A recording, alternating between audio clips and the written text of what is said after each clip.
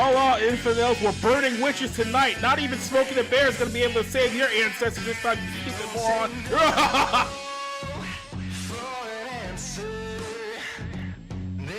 Someone in the comments picked him with a Band-Aid. That was good. I'm sorry, that was fucking good. Anyways.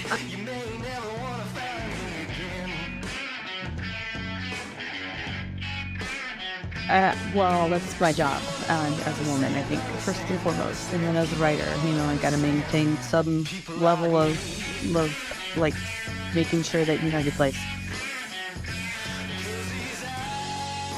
Everything that they've done since claiming the PS5 is for hardcore gamers. It's just simply appealed to the casuals. That's about it. Follow me on Twitter. Preserve film, just like preserving video games. I don't know.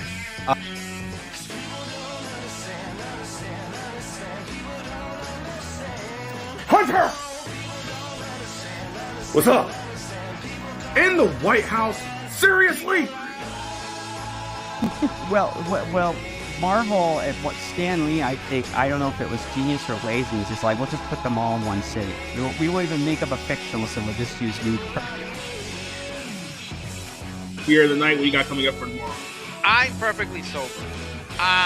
Lies. Thank you. Are you home?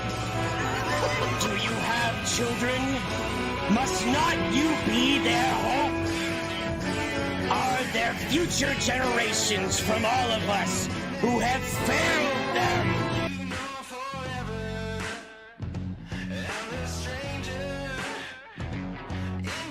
And the mom shaming, a term typically used to highlight harsh judgment of birthing people. Fuck these stupid Who wrote this shit? Who wrote this shit? Road.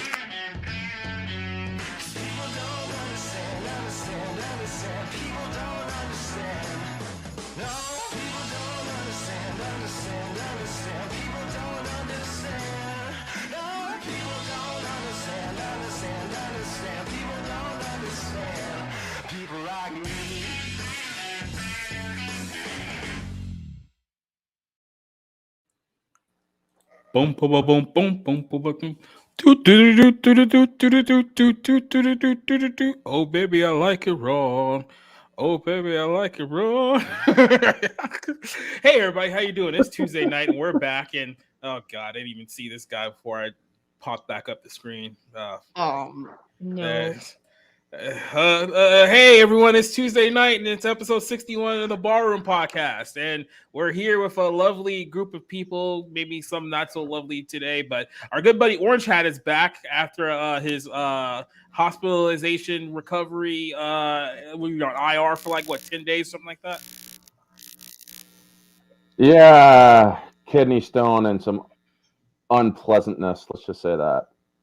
Yeah, it was a rough time, but you're back. So then of course we got the Cold Class. Oh, God, this show's already off to a bad start. Cassie, how you doing?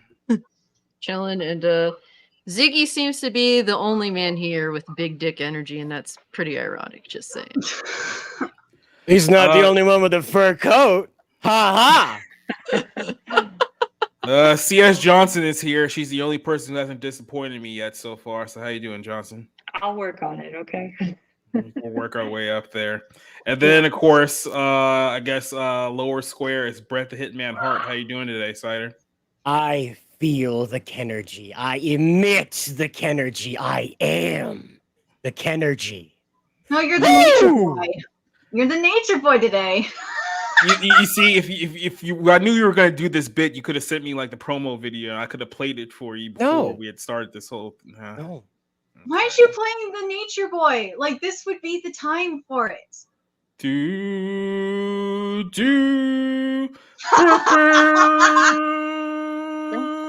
Boom, boom, boom, boom, boom, boom. When is your cover album of I'm Just Ken coming out, Cider? Okay, now you're doing like the pose too. You look more like Macho Man Randy Savage than you do Hitman Hart.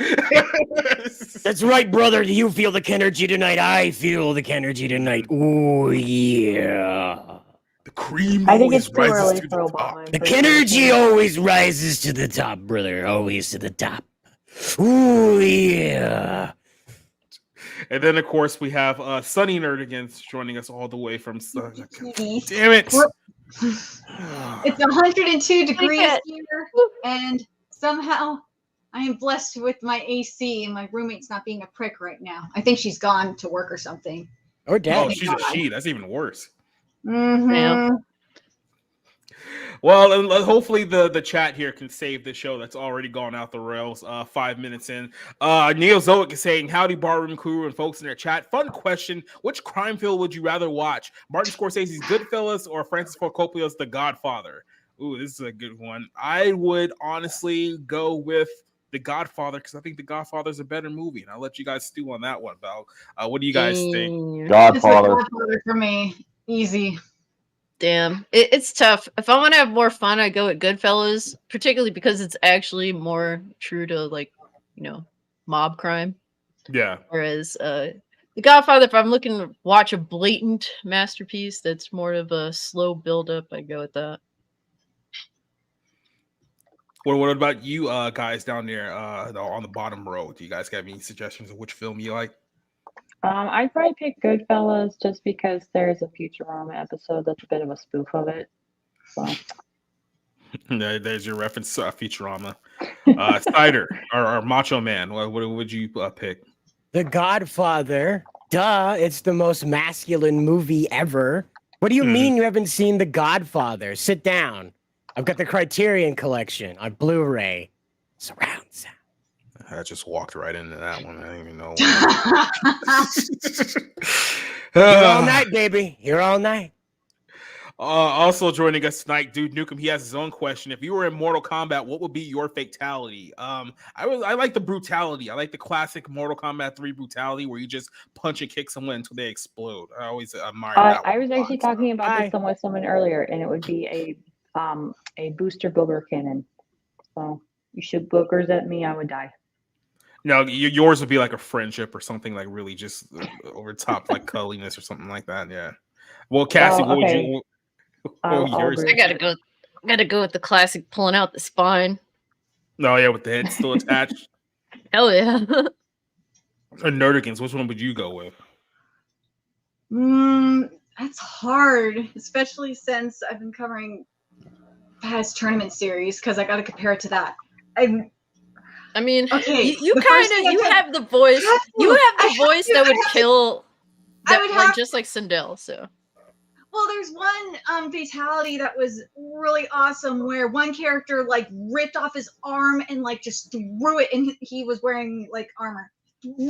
Ripped off his arm and like threw it, and it went through the character's body. It was sick. I'd love to do that. Nah, you'd definitely be Sindel screaming. Let me ask Kinergy over here. Well, what would it be your fatality if they were to put you in the next Mortal Kombat game? I mean, hey, it is Warner Brothers, so same property. What would be Ken's fatality? Do you remember that time that Goku powered up and it incinerated the bad guys around him? Mm-hmm. Yeah, that, but pink. But with the shades, though, too, right? Of course, that's the only way it works. It's the power. Mm. You would be Super Saiyan God Rose, or not God? Yeah, that. I remember that. That happened for 10 minutes. Yeah. You want to know my fatality? I'd probably take off my orange hat and suffocate a person with it. I figured it'd be more like a ball, like you take the orange hat off and you just scare people to death. Hell yeah. There you go.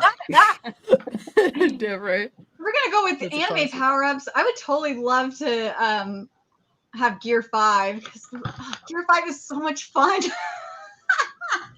This is Mortal Kombat. This isn't Tekken. Calm down over there. Bonus question: which film is more overrated, James Cameron's Avatar or Avengers Endgame? Oh man, Avatar. Are you kidding? Endgame. Both overrated. I would have honestly. I might go Endgame. I'm not even gonna lie. I think I might go with Endgame over there. I mean, like I said, no one ever praised the first Avatar movie for its story. So I mean, that in and of itself is like I wouldn't rate it that high to begin with.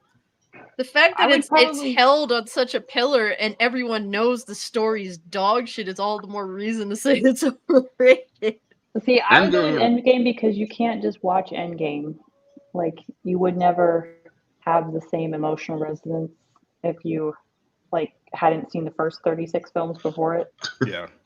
I mean, not only that, you also got to deal with all the problems with Endgame. I mean, they broke their own rules. They had shit in it that just doesn't make sense. I mean, that all of the females showing up one spot in the middle of a fucking war zone, were all of their periods synced or something? Because honestly, I do not know how that happens. That's not how it works. They're not like a probably homing signal. Well, the thing that I would object to it is they referenced Hot Tub Time Machine. So Yeah. See, you need to be a genius like me. All right. Thanos won. The entirety of the MCU dead halts at Infinity War. That's it. That's Yeah. what happened. They didn't have their shit That's the same together way I and view it, Thanos too. won. Yeah. That's how I would have ended it too. Everything never Everything happened since- in my world. Everything Never since happened. has been one giant DMT trip. Exactly, and that's what I'm telling you. It ended with Infinity War. Thanos won. Everybody went home. They had yard sales to get rid of all the stuff that belonged to half of everybody else, and that was the end of it. I mean, if you really look at Infinity War and Endgame, Infinity War, it truly is the better story overall. It is better paced. It is because the bad guys don't give them any freaking time to breathe. And that is what I like about it. Yeah. Where Endgame, that's just 3 hours of pure fucking stupidity. That's in my like opinion. pregnancy practice breathing. There's a lot of breathing in that movie. There's I like more watched that. breathing I than mean, you need. it's a movie that starts off on the premise that the villain has already won, so he's just gonna farm for the next 5 years because he has nothing else to do. Right. And then and also like I every was watching it. right extremist. So. I was watching the pre-screening for it, and the theater was packed in my theater. And as soon as it ends, I'm like, that movie was terrible. And everybody looked at me like I shot a fucking kid. Yeah. And I'm like, I just want to say this. it just One of the was. reasons why I hate Endgame is that in 5 years Thanos didn't figure out how to make nachos, and I'm not having that. I just can't. It's done. Mm-hmm. You know. I mean, he can destroy Infinity Stones with Infinity Stones, but he doesn't know how to make nachos. Right. Yeah.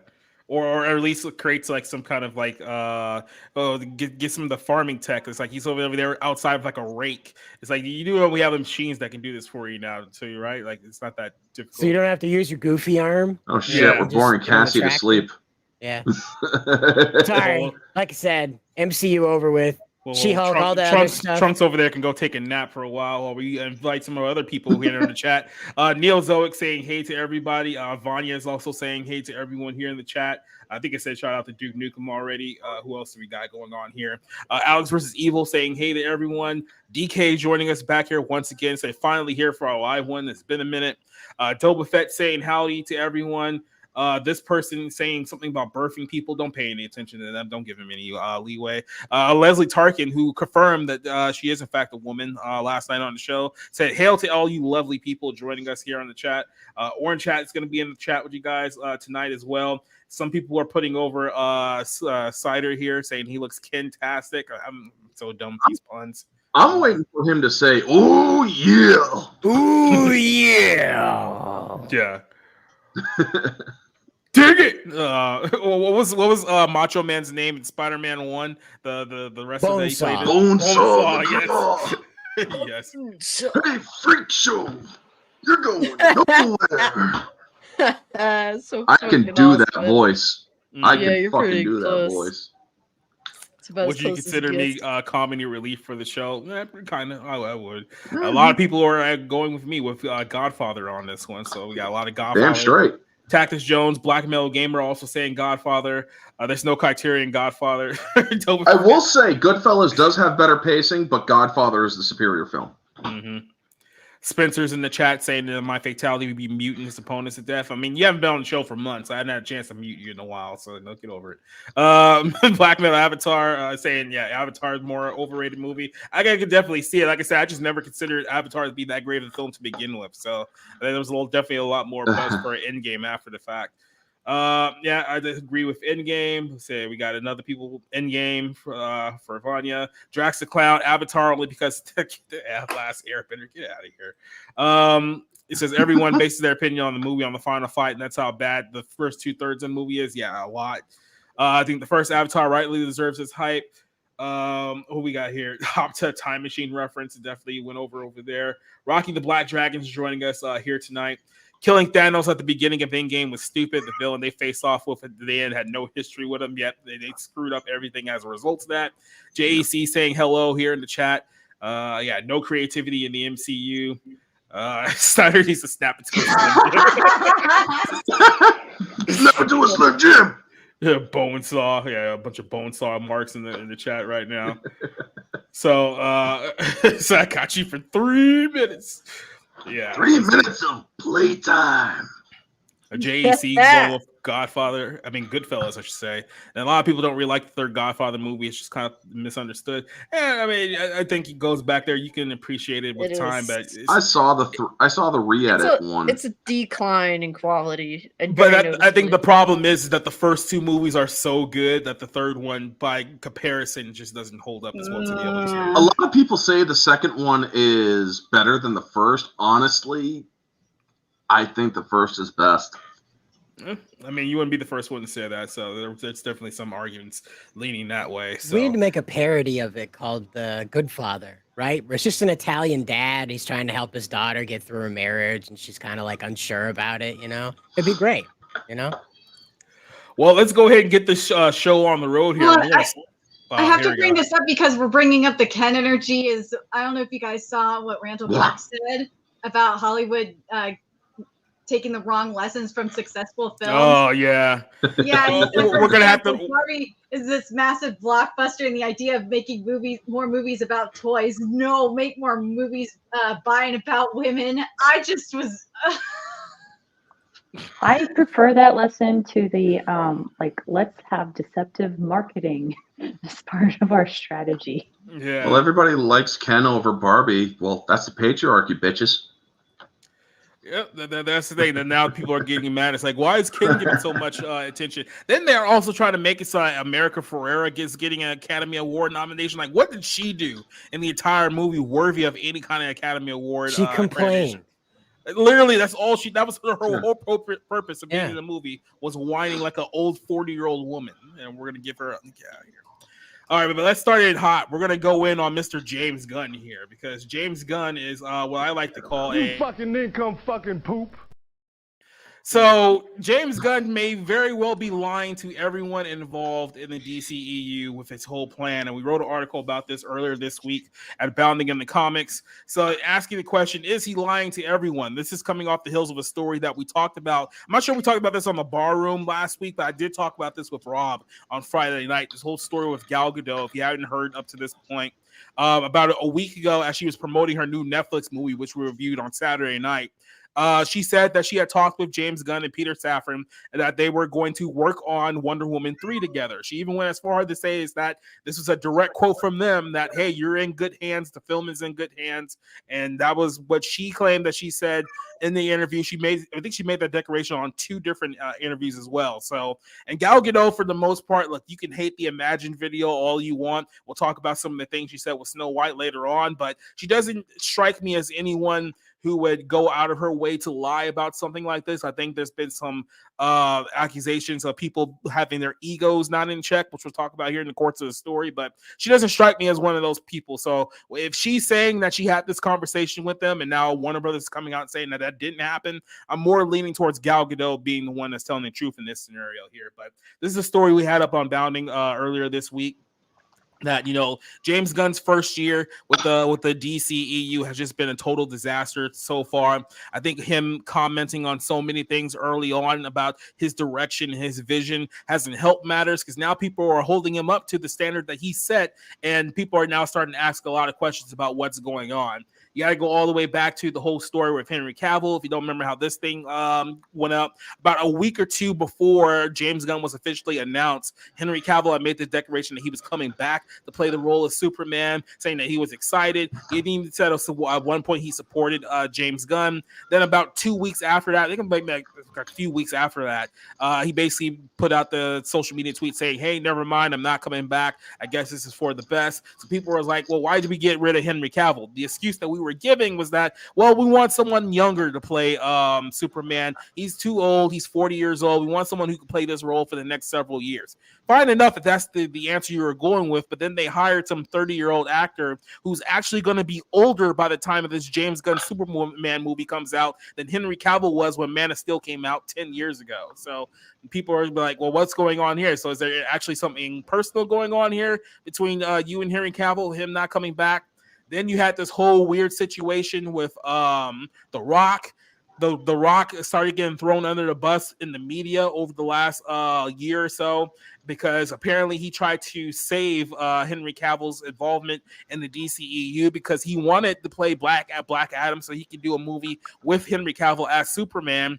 Black Adam didn't do well at the box office, even though it made almost $400 million.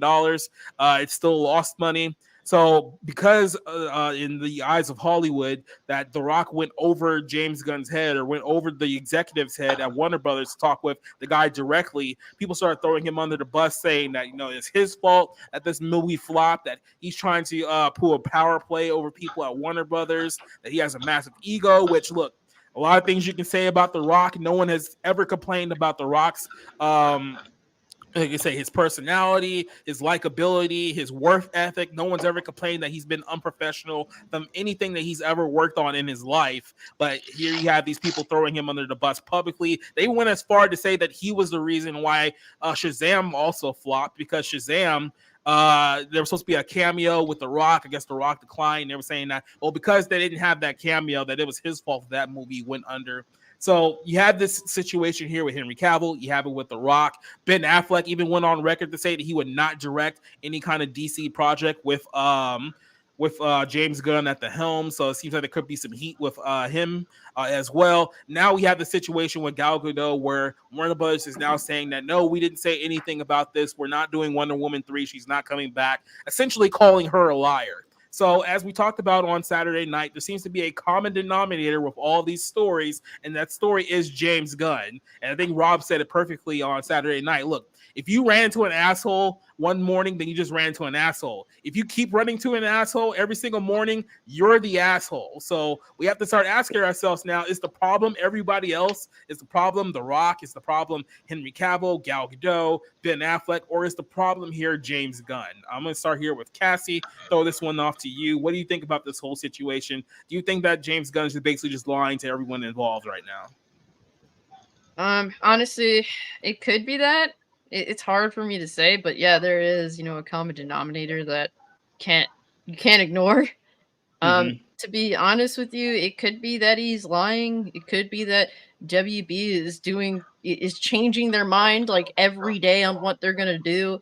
It doesn't seem like this is a company that has a set goal with the DCEU. I think that really with the way the future is headed in regards to superhero flicks, I mean, people deem, what is it, the last film that they did, that Flash movie, as the death of comic book films. Like that's what it's deemed as. So honestly, he could be full of shit, but I honestly also think you have to question the possibility that maybe Warner Brothers is just flailing and trying to figure it out themselves, and they might be trying to figure out like what to do at this point, and they're dragging these actors into it because, well, do these mega corporations really give a shit about anyone? No, definitely not the actors. So they've been pulling, on their legs for a while with BS. So they're just BSing around. Yeah. Neo Zoic here has a good question. I heard rumors that Blue Beetle's box office is going to bomb. Do you think the film will bomb? What answer have you had? Every box office projection that I heard, this film is going to bomb horribly. So this is it could quite possibly be one of their lowest showing DC films ever. So most people don't know who the fuck the character is. That's the big problem. Nobody knows what it is. I think Warner Brothers was expecting, because they had a Latino actor as the lead role, that all of a sudden Hispanics were going to be out like in droves to support this movie just because it had a Hispanic lead, but that was not the case whatsoever, and the box office numbers are proving that they made a huge mistake here. But real quick, I do want to jump in our party crasher over here. Mr. Peter, how you doing today, Pete? Doing good. A little caffeinated, but other than that, doing just fine. All right. Have you heard us talk about the whole James Gunn situation behind the scenes there? So have you got an opinion about what's going on with James Gunn at the moment? I think he is trying to bail out a sinking ship with a little paint bucket, and he can work as hard as he wants, but it's just not going to work. I mean, I want it to work. I love James Gunn as a creator and director for years now, but I just think this is an impossible challenge, because I think, one, the way that they organized who would be in charge of these movies, it feels like James Gunn isn't as much in charge as was marketed, which probably makes sense. And I just don't think the commitment is there behind him to do all this. You know, say what you want about Disney and Kevin Feige, but Disney did stick to their guns with Kevin Feige and his plan. And that we don't really think about that as being an important element, as awful as Disney is, but it is there. And look, you can be as creative as you want, but if you don't have the big guns, what's the point? It feels that way. I think there's another thing going on, and I kind of alluded to this a couple weeks back, but I'll let you guys give your thoughts before I talk about that theory. But Orange Hat, what do you think about James Gunn? Is he the one lying, or is everybody else the problem in this scenario? Well, considering his lifestyle dictates that he must lie 99% of his entire life, I'd say that he is probably the liar, because remember, folks, James Gunn is a very sick individual who honestly should be behind bars instead of behind a camera. And he hosts parties of that kind of filth. And honestly, even objectively thinking about this, it doesn't add up. Why would Henry Cavill, somebody who has usually been very honest when it comes to stuff, say, I'm coming back, but then all of a sudden have to retract? Yes, as disdainful as I find Gal Gadot recently, she also has never been one to really lie about something like that. It's like, yeah, I got Wonder Woman 3 coming. I'm so excited. But then again, that's basically only what she's been known for the last few years. So now all of a sudden that's changing. And yes, the common denominator is James Gunn.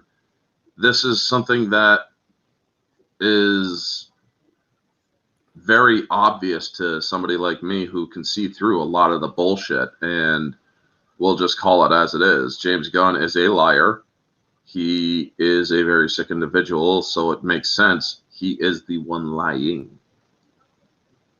Yep. But something I do want to point out, because I wrote about what's been going on with my adventures with Superman, something that Jake Wyatt said really stuck out to me. He said that there was no studio interference from James Gunn or Peter Safran, and they were supportive of it and approved it a lot. So if there was no studio interference on my adventures with Superman, even though it was approved prior to Zaslav and them coming in, they've been like just chopping everything. Mm-hmm. What's going on with the other DC productions if Zaslav's not interfering, or not Zaslav, I'm sorry, if James Gunn's not interfering with them? If he is interfering with them, why is he not interfering with something that's bastardizing DC when he's supposed to be caring about DC? It's just the weirdest thing to me. Cider, what do you think about this whole thing? Angel Manuel Soto has not directed anything of note. Let's put it that way. His filmography is about as populated as a Hollywood backlot these days. Yeah. So you're dealing with I wouldn't say a rank amateur, but you're dealing with somebody who's not used to making these high budget films. He doesn't have these big blockbusters under his belt. This is another case of the Rian Johnson effect, where like, oh, I saw this guy's movie, it was kind of clever, let's hire him on. That's so you only get the benefit of new guy, so he's cheap. basically. And so Angel's angle with this from day one, as we've covered on Bounding, has been just straight race card. Like Hispanics this, Hispanics that, minorities this, minorities that, first Hispanic blue guy, all that thing. And that's great, fantastic, whatever. Apparently nobody cares, right? Well, if that's all the movie has to sell, that's what you're looking at, okay? Now, the reason why they've gone this far, I think, is that they have literally scraped the bottom of the barrel now. I don't know about licensing, but they're not able to conjure up the DEI characters out of the DCEU that Marvel can out of the Marvel universe. I don't know if that was DC deliberately being a little more, Krypton-centric with, who all pigment made it into their roster, but they have a very hard time on DC's end race swapping, as you've seen with Starfire, the big mess with Starfire, right? So they tried this with Blue Beetle. They said, all right, Jaime Reyes is in canon a Hispanic character. That's his big highlighting thing with his life is he's just a Hispanic youth, this makes him different. And so that was their big gamble with this, and it blew up in their face. The race card isn't going to work anymore. It worked for Black Panther because Black Panther's a symbol. It extends beyond the comic book, really. And so Blue Beetle doesn't have that effect at all. Nope. I don't know. I think they were thinking this is going to be like Hispanics, Black Panther, but they miscalculated horribly. And Cassie brought up a great point. It's like, look, I think Hollywood is so used to like dealing with this like dynamic of like Black people and white people that they try to apply that same logic to like Hispanics and Asians, not realizing that there's so many different subsets and subcultures within the Hispanic community. Like they don't all think the same. It's like Mexicans are not the same as Puerto Ricans. Puerto Ricans not the same as Dominicans. Dominicans are not the same as Venezuelans. Venezuelans not the same as Cubans. It's like there's different subsects within that community here. So you have to just, I guess, identify your community with one, which I guess they were going with the Mexican community here, but they didn't do a very good job of marketing that at all. And then the other problem here is that, look, just because I think Hollywood is in this echo chamber, we're going to talk about this later tonight with that guy who made the tweet about Barbie, they just think that, if we just put somebody in the lead role who's diverse, then people will go out and want to watch it just because, it's a diverse person in the lead. It's like, no, like that doesn't draw people to movies. Like the fundamental problem with Hollywood is that they do not, either they understand this or they don't care because they have an agenda, or they don't fundamentally understand that you can't just put a Black person in the lead of a movie and expect Black people to go see it. That's never been how it worked, like at all. But they keep doubling down and tripling down on it, and then they wonder why stuff like this flops all the time. It's because you guys don't put in any effort.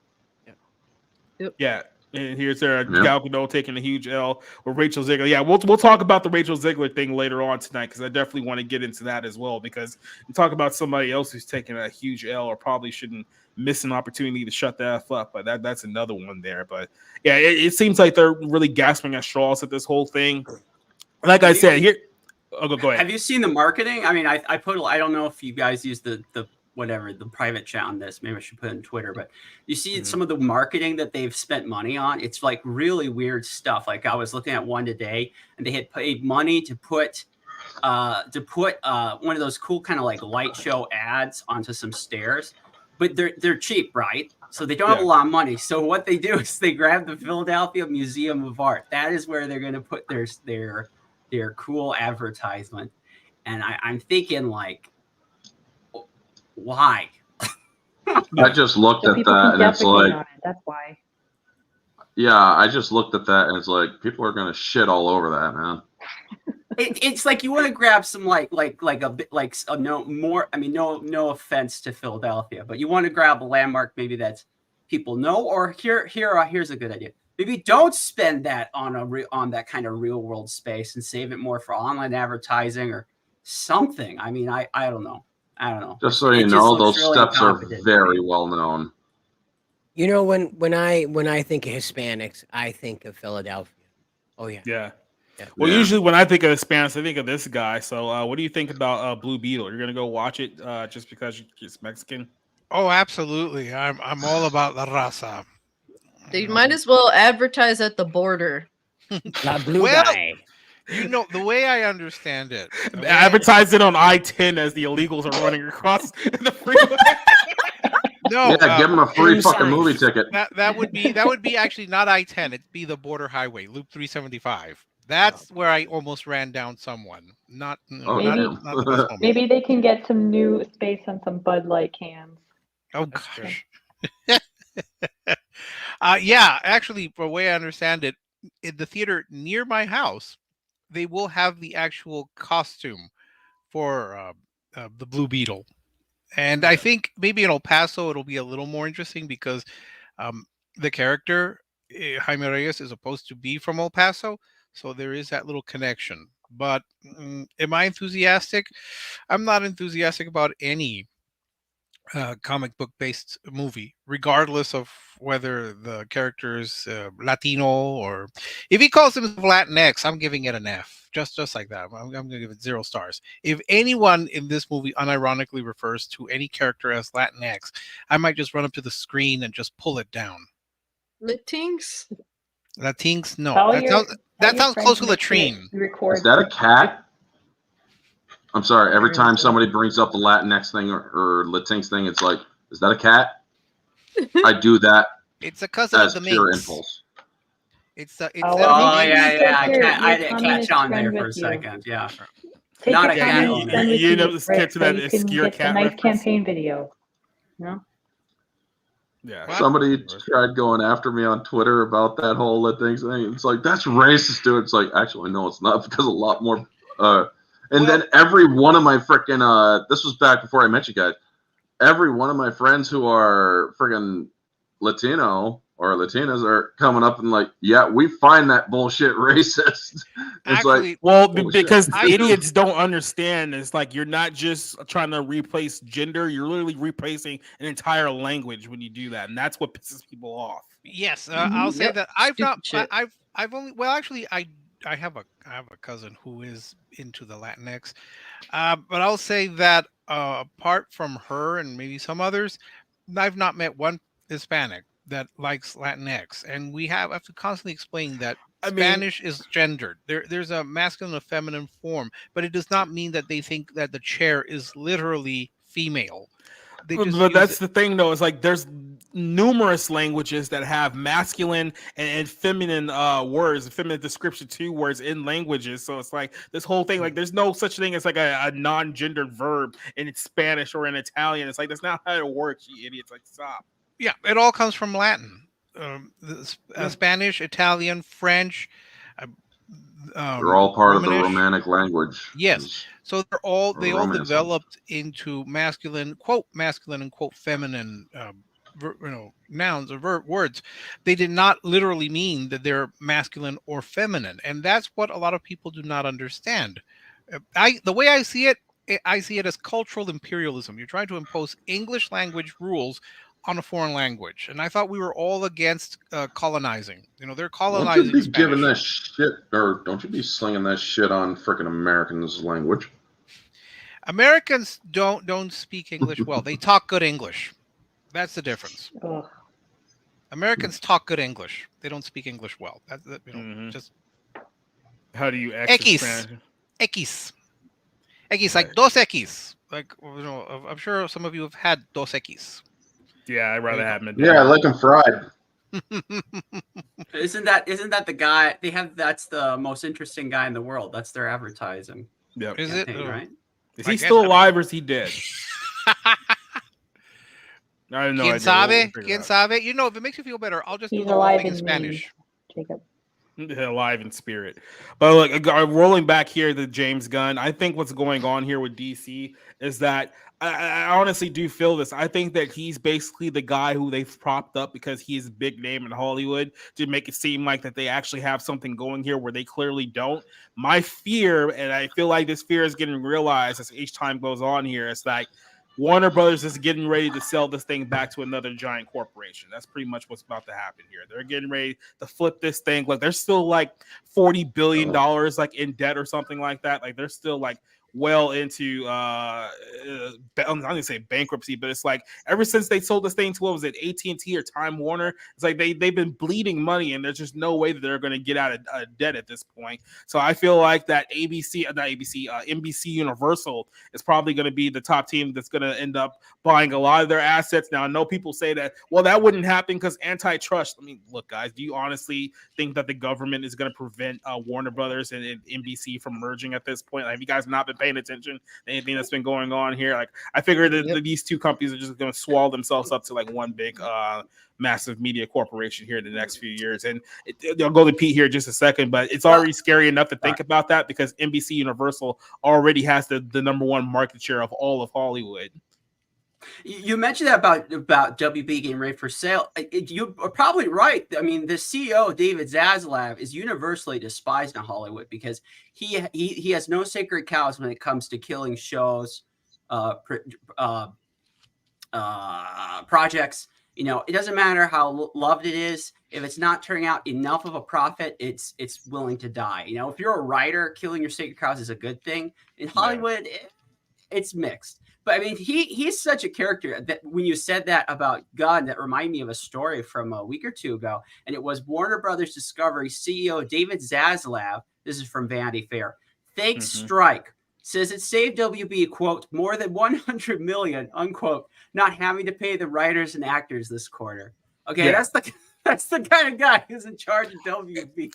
Like, he isn't the only studio. Landmine. He says in the only studio that said this. There's been numerous studios. The reason why the studios are endorsing these strikes is because they're already losing billions of dollars right now. Like they're bleeding money. So a strike that says, "Hey, we don't have to pay these people for a number of weeks," people are like, "Oh, well, they're going to be losing millions of dollars." Like they're losing billions of dollars just by doing what they're doing right now. So losing a few million compared to losing billions is nothing for them. That's why they're keeping this whole strike thing going. Well, you know what I don't understand about Jaime Pistola, since we're going to go all Hispanic on him. What I don't understand is why anyone thinks that A, he's going to be the savior of DCU, and B, why Blue Beetle is going to be what's going to resurrect the fortunes of this expanded universe. Of all the characters to pick, Blue Beetle, it just seems so, I don't want to say random, but it just seems obscure. Yeah. Why I keep making the joke that, hey, James Gunn's talking about he's going to do a Booster Gold movie here in a few years. It's like, that will put butts in seats. That will put butts in seats. Blue Beetle, the comic with Jaime Reyes, you know, that's the irony of all this. We've had so many bad race revamps for characters from the big two, especially Marvel, but DC too, to some extent. They had a failed one they were going to do with AT&T that fell apart. The irony in all this is actually Blue Beetle is a good comic, and the reboot came out in the early 2000s, and it was clever because it was basically a totally different character, and it was playing with the character. So you still have the old character, but you had the new one, and this is basically like playing with aliens, and it was really interesting. It was an actually honest to goodness good character story. And so I'm thinking probably some execs are like, well, we need to get some racial diversity out there. What do we have? And that's how Blue Beetle got pulled out. And maybe the movie's good. You know, the few critics that have put out anything about the movie, they say they like it, but I don't know if I can trust that because of the racial angle. It seems like whenever race or gender is involved, that you can't trust the early critic reviews whatsoever. And so I have no idea if it's good or not. I hope it's good because I love the original property. Young Justice, the show, the second season of Young Justice is actually really good, and it pretty much tells the good comics of Blue Beetle if you really do need more Blue Beetle in your life. But I just don't have any confidence in DC anymore. I mean, I had very little confidence before this, but it's drops in the desert at this point. I will say first, Peter, you can trust me as the Mexican to review Beetle, and if you don't like it, then you don't like my review, then you're obviously racist. I'm gonna look for Rob's review. So Rob's like barely even a quarter Mexican. His doesn't count. I'm the whitest. And somehow he's more Mexican than you. Well, he might have had more Dos Equis than I have had in his lifetime. That's true. That's true. That makes him Mexican. He's definitely more Mexican than me. Okay, so. Well, yeah, so that's the whole thing with James Gunn. I don't trust a single thing that he has to say at this point. I don't think anybody else should either. So we'll Is it jump over. possible he just doesn't know what he's doing? Maybe he has Look, I asked this disorder question and for he's the got like a record. personality problem where his first personality says one thing, his second personality says another thing. I said this on Saturday show of Rob too. It's like I'm still trying to figure out why anyone thought he was qualified to run his own studio to begin with. It's like, okay, you did the first Guardians movie, you're going to be in control of the entire DCEU now. Like, somebody make that make sense to me, because I don't understand how that even worked to begin with. But Orange Hat is back. He was a Marvel guy, so I thought it was like a power play. Look, we poached one of your directors. Yeah, and now he's gonna make even crappier movies for us. So joke's on you, Disney. Something I'm wondering though, because you brought up the strikes, does this mean that Zaslav is gonna cut more DC movies now? I mean, at this point, it'll be cheaper for him to not do crappy DC movies rather than to blow 9 figures on the last 3 that he's put out here. I mean, like people are talking about, remember when Black Adam bombed? Black Adam didn't bomb in the sense where it lost like 9 figures. I think it only barely missed out breaking even. Like Shazam 2 was a flop. That was like 9-figure loss. Flash was absolutely a 9-figure loss. This one, Blue Beetle, may be a 9-figure loss, depending on if they can at least make up their production budget. We'll see how that goes. And then you still have Aquaman 2 come out later this year, and that's had massive reshoots. And if that doesn't make any money, they're going to have another massive 9-figure loss on that too. So yeah, that is going to lose money. It may be, even they're admitting it. Yeah, it may be cheaper for them to not put out these movies moving forward. That's the only way that they can stop losing excessive amounts of money. I'm sure when we have the next Green Lantern movie starring the half Mexican Green Lantern, we'll have more representation. They're gonna make him gay too. Then they make everyone gay. Half Mexican Green Lantern. There's a half Mexican Green Lantern. Is there? And when he or they're gonna make him gay, and when he uses his ring, it's gonna be rainbow colored instead of green.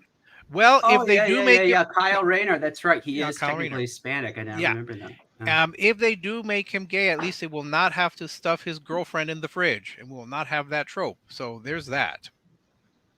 You guys heard that, because I posted in the chat, that the rumor about Echo being worse than Secret Invasion. Oh yeah, I think I'm gonna end up reviewing that. I mean, I might have to review that one since I'm the one that's been hyping it up for the last. Like, I'm literally the only person in the world hyping up this show, and yeah, it looks like it's gonna be an absolute dumpster fire. So that's something to look forward to. If you don't say. Maybe you can get a Life Alert bracelet. Mm-hmm. I mean, Between the race swaps and everything else. Oh God. It's not great.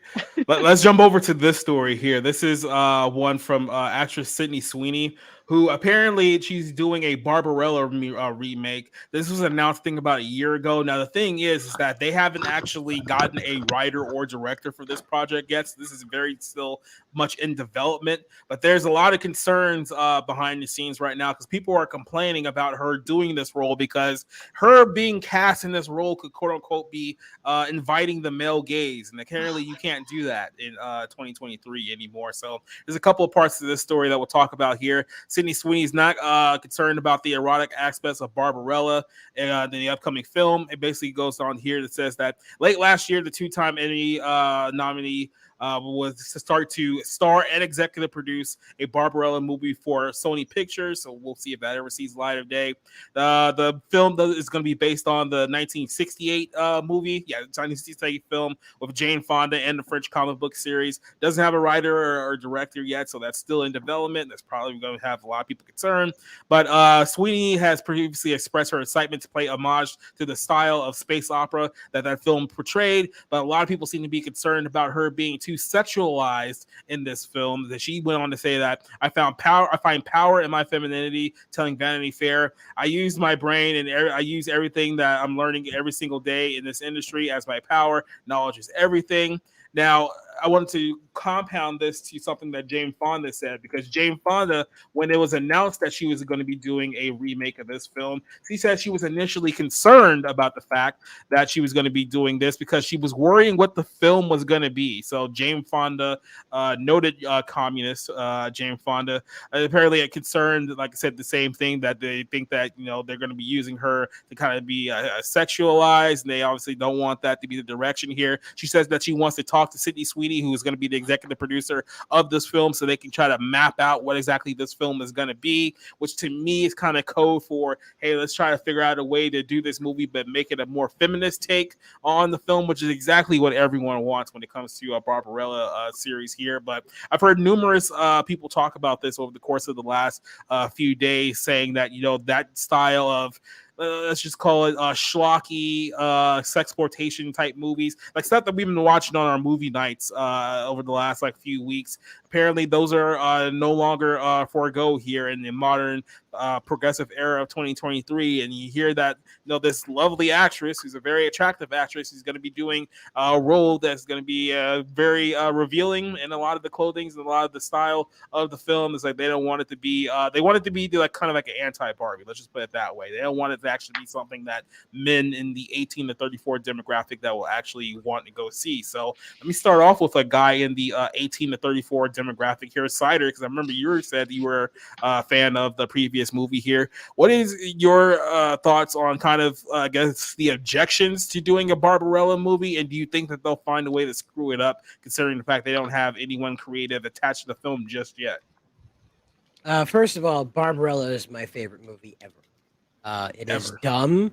It is horrendously paced, and it makes no sense in most points. She has sex with an angel, and the angel is blind, and yet he flies. I can't. There's no reasoning. There's no reasoning at all. The leader of the evil city that's chock full of evil lava lamp that makes everybody evil. Can I stress the evil part yet? Because that's what they do throughout the whole movie. They have to keep reminding you that everybody in the city's evil because, you know, whatever. How else are you gonna know? But this new movie, right? They worrying about it being over sexualized. Barbarella fucks her way to her goal. Okay, she lands on the planet, and the first encounter with the opposite sex, she fucks him. He's just a fur man. He's more furry than the jacket he wears. Okay, you can't tell he's taking the fur jacket off when the sex scene shows up. And of course, Barbarella's like, "Oh, I've never had actual sex before," and then she's singing afterwards. He's literally standing outside, putting his clothes back on, like, "Aha, I just had sex and it felt so good." And she's inside, like, "La la la la, fur." You know, this whole thing, right? But it repeats 4 more times in the movie. She even takes a pill with a weird dorky guy. Looks like Rick Moranis, but discount Rick Moranis. And their hair goes all weird and fuzzy because it's the sex pill from Earth. Yeah, all right, so it's there's literally. Go ahead. Oh, I was to say, you haven't even touched on Orgasmo. I mean, where she's getting the organ, the electronic organ the villain plays, Duran Duran, by the way, the villain Duran Duran plays, that strips her. But it's not enough because she's so insatiable, the machine lights on fire.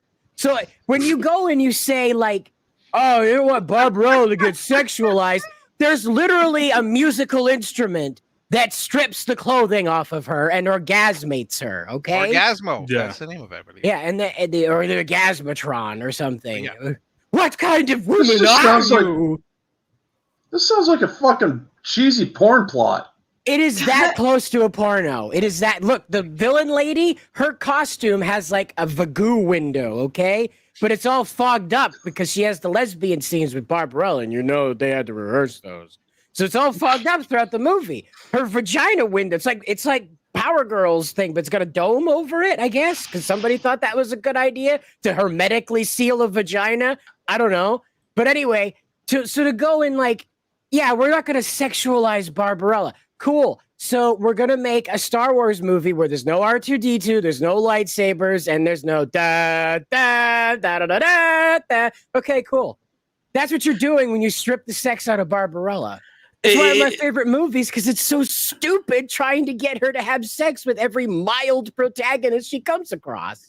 The whole reason why they're objecting to this is because, like I said, it's the idea that there may be men like me and you that go out there and be like, "Oh, this hot actress is playing this ridiculous sexualized plot where she might be showing some revealing clothing. I might actually pay $14 to see that." It's like, no, we can't have stuff like that.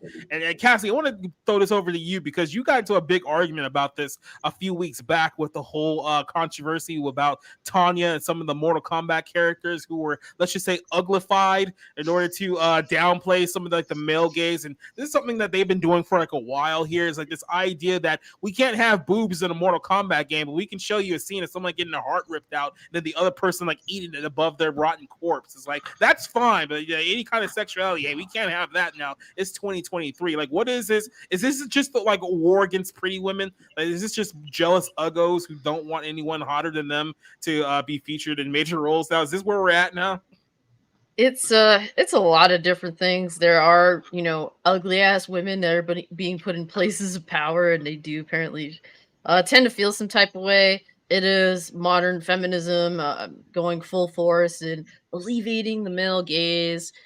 It's a lot of things, and it does hurt women that tend to use their figures or their pretty faces to get where they are. Feminine wiles.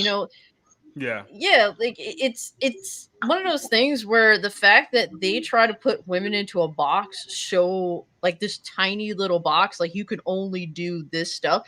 This has essentially destroyed a lot of women's careers in acting. A lot of women haven't been able to even show off their acting chops, particularly because, well, they've been put into this box in which they can't really do anything, from a drama aspect more than anything else. It's like, you must be action bitch that has no actual character arc at all bitch. In every fucking thing. It's so bitch. This fall. It really is one of those things where it does hurt women in the end going down this route. And guess what? At the end of the day, I think Hollywood's really feeling it at the box office. Men are uninterested, and any like feminist-led film, Barbie being a perfect example, the only reason why these films are a success is if you can get men to go out there and fucking watch the thing. So I think they're getting hip to some of that. To me, Barbarella, if that's what they want to make, if there is an audience for that, if the actress is willing to do that of her own free will, then why the hell not? It's just, I don't really see the point in forcing women into a box, forcing them to abide by a very certain set of rules.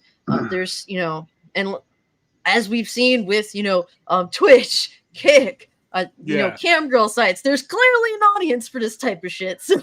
And I'll bring up a point here that Kate mentions too. These are the same people who don't want to appeal to the male gaze whatsoever, but they'll empower people who are on OnlyFans and on Twitch and stuff like that who do the exact same thing because, well, they're doing it on their own terms. They're getting paid for that. It's like, I'm sorry, is this actress not getting paid to be in this movie? So it's like, oh no, the men are forcing her to do it. It's like, you just got to find some way to try to Jedi mind trick your worldview into reality when it just comes to the fact that you don't want you hate men so much, you don't want anything that gives them joy, and you really don't want to prop up an actress that make you feel bad about yourself because you're not as pretty as her. Like, there's people, like, we've heard this argument on Twitter for a while. If you don't know the name Sydney Sweeney, she's on the show Euphoria, who also happens to be on the same show as Zendaya as well. And there's actually a legit movement on social media that anyone who believes that Sydney Sweeney is more attractive than Zendaya, that they're racist because she's white and then the other girl's only half white. So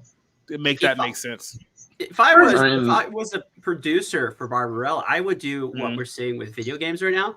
Baldur's Gate 3 is huge at the moment, and one of the huge hypocrisies everyone is pointing out is the games media talking about how inclusive all the adult content, the nudity, the sex is. Oh, this is so wonderful and progressive. You can have sex with a bear.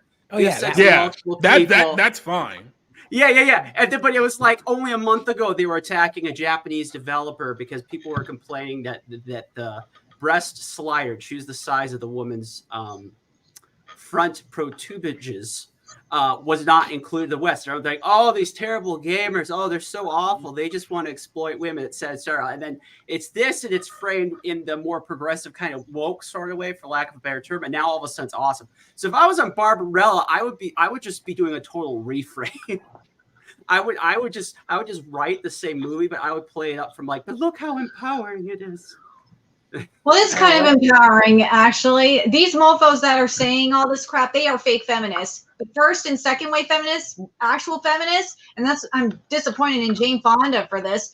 They hate these mofos. They do, because Jane Fonda back in the day, if I remember correctly, I think she was one of those people that were taking off their clothes in the 60s and 70s to stick it to the patriarchy, because as Cassie was saying about sticking women in a box, that's what the men were doing that. The men were trying to put these women in a box. So these dumbasses are so stupid. It frustrates the hell out of me. Well, not only that, like I said, you have the woman who was the actress in this movie, what was it, like 40 years ago, now trying to, I guess, find a way to come out against the film that she started, saying that somehow we need to do this the right way now, because I don't even know what this is, Cider. Can I even bring this up on screen at the moment? Yeah, it's not porn. It's just a trailer. All right. It's more so, I don't know what the hell. Well, you know what? Tell those old feminists that this is your fault. This is all your fault. Maybe you guys should look in a mirror for once. Except that Jane Fonda is not, or she's actually adopted the new wave feminism. She has, because she wants to be hip and cool. That's why she wants jobs in Hollywood. But I mean, she's straight up calling for fucking political murder. Hold on. Well, if you're on Twitter and you see this fuckery like I do in the anime and video game community, it's these dumbass Zoomers that are doing it. And yeah, there's some millennials doing it too. But the majority of it is dumbass Zoomers that are doing this crap. It is the weirdest thing. I don't understand why it's Zoomers doing it. Look, so I looked up the box office for Barbarella, and my best guess is that this movie probably wasn't the highlight of Jane Fonda's career, because, I mean, you know, Raquel Welch brought in more bank at the box office with 1 million years BC anyway, by a lot, mind you. So I guess this is kind of a, you know, I guess a blotch on her career. So I guess I can understand why she wouldn't want a not really much of a success to make a return. And I have to agree with her if she's going from that aspect of it. Remake 1 million years BC, because at least that was successful the first time. I would say that we should. Yeah, no, I would say that the highlight of Jane Fonda's career was Monster in Law. I would agree. I've seen that. I know that reference. I've seen that too. Yeah, that was There's no reason to remake this movie. Yeah. There's none at all. There's no reason to remake Barbarella. There's no reason to continue it. There's no reason to do a cinematic universe. There is no reason to do anything other than appreciate the absolute acid trip accident of that movie. Here's the thing: if they get a female writer and a female director for this movie, it's dead on arrival, because you already know Rings exactly of what's Power. coming. That's what they'll do to it. Yeah, Greta Gerwig will sure do there's this lots of right ways after they she can does ruin Narnia. But the Barbarella cinematic universe itself, the name just sounds sexualized. Mm-hmm. Wasn't that literally when Pam Anderson did her whole Stripperella thing? That was literally a mock-up on that whole thing. So this this thing's been around for quite a while. Yes, here. it has. And it's funny to me how, especially with like Sydney Sweeney, because I guess she's like kind of like, I want to call her like the it girl, because there's like a few others, but obviously she's like one of the more attractive actresses in Hollywood, which is weird to find someone who's not like weird and non-binary now. But it seems like there's some people who are very, very resentful of her, because they do know that a lot of men like her for her physical attractiveness, and it's like, no, we can't have that in Hollywood anymore, because then we'll go back to the days of Harvey Weinstein, where we have to like have sex with Jewish producers for film roles, and that still doesn't happen in Hollywood right now as we speak. Well, I think part of that it like plays into Jane Fonda's reaction to it. Is like, she knows she's older, she knows that she's not the pretty young thing anymore, and she's in a position where she can actively discourage women from being pretty. I think of this all the time when I see those women wear the long nails and the nose rings, like the multiple nose rings. It's like, somebody told you that this would be attractive and you believed them, and I feel so bad for you. So, but I think if they do decide to make the Barbarella remake, we should cast an actual Hispanic as Duran Duran, because Duran Duran is Hispanic. We should know that. Just make the Here, cast Duran all Duran. female and be done with it, okay? Yeah. No, I don't know. I mean, how are you going to have the angel flying around topless? Or just call freaking Axel You Braun and just have have an him do extra it. set of wings to cover. You know what they're gonna you need to do? cover. They're just gonna gender swap it. So Barbarella's a dude. Oh, Then they don't have any They're problem gonna make her anymore. a And they trans can. woman. The Neil Gaiman approach. Yeah. Or Barbarella is going to be a trans woman. That's how they'll get around A black trans Laverne woman. Cox. Laverne Cox as there, Barbarella. Yeah. This is the Lizzo. sad. Barbarella. So this is actually the perfect segue, because this is what we're basically doing here. We're basically trying to come up with ways for Hollywood to ruin movies rather than actually do good content. This is basically what Hollywood has become now. So Zachary Levi came out earlier this week and basically said that Hollywood sucks now and they're garbage because of stuff like this. So let's bring this stuff up. Zachary Levi blasts Hollywood, says studios churn out garbage because they don't care, and now people are actually upset at him. So Shazam actor, who I'm pretty sure is not coming back for Shazam anymore, says that Hollywood is just turning out garbage because they simply don't care. Let's go to, he had an interview with Entertainment Weekly. Levi made an appearance at the Fan Expo in Chicago. He says, I personally feel like the amount of content that comes out of Hollywood, that is garbage. They don't care enough to actually make it great for you guys. They don't. He elaborated. He says, how many times do you go to a trailer, go, oh God, this looks cool, and then you go to a movie and it's like, oh, is this what I get? You know, that once you've already bought the tickets and you're in the seat, they got your money. So he wanted to say that, you know, how do you change it? He says the only way for us to change any of this is to not go to garbage. He added that, you know, we have to actively choose. We have to actually not choose the garbage. It will help a lot. So he's basically saying, hey, look, stop going to these garbage trash movies and giving these people your money because they clearly don't care about entertaining you on any fundamental level whatsoever.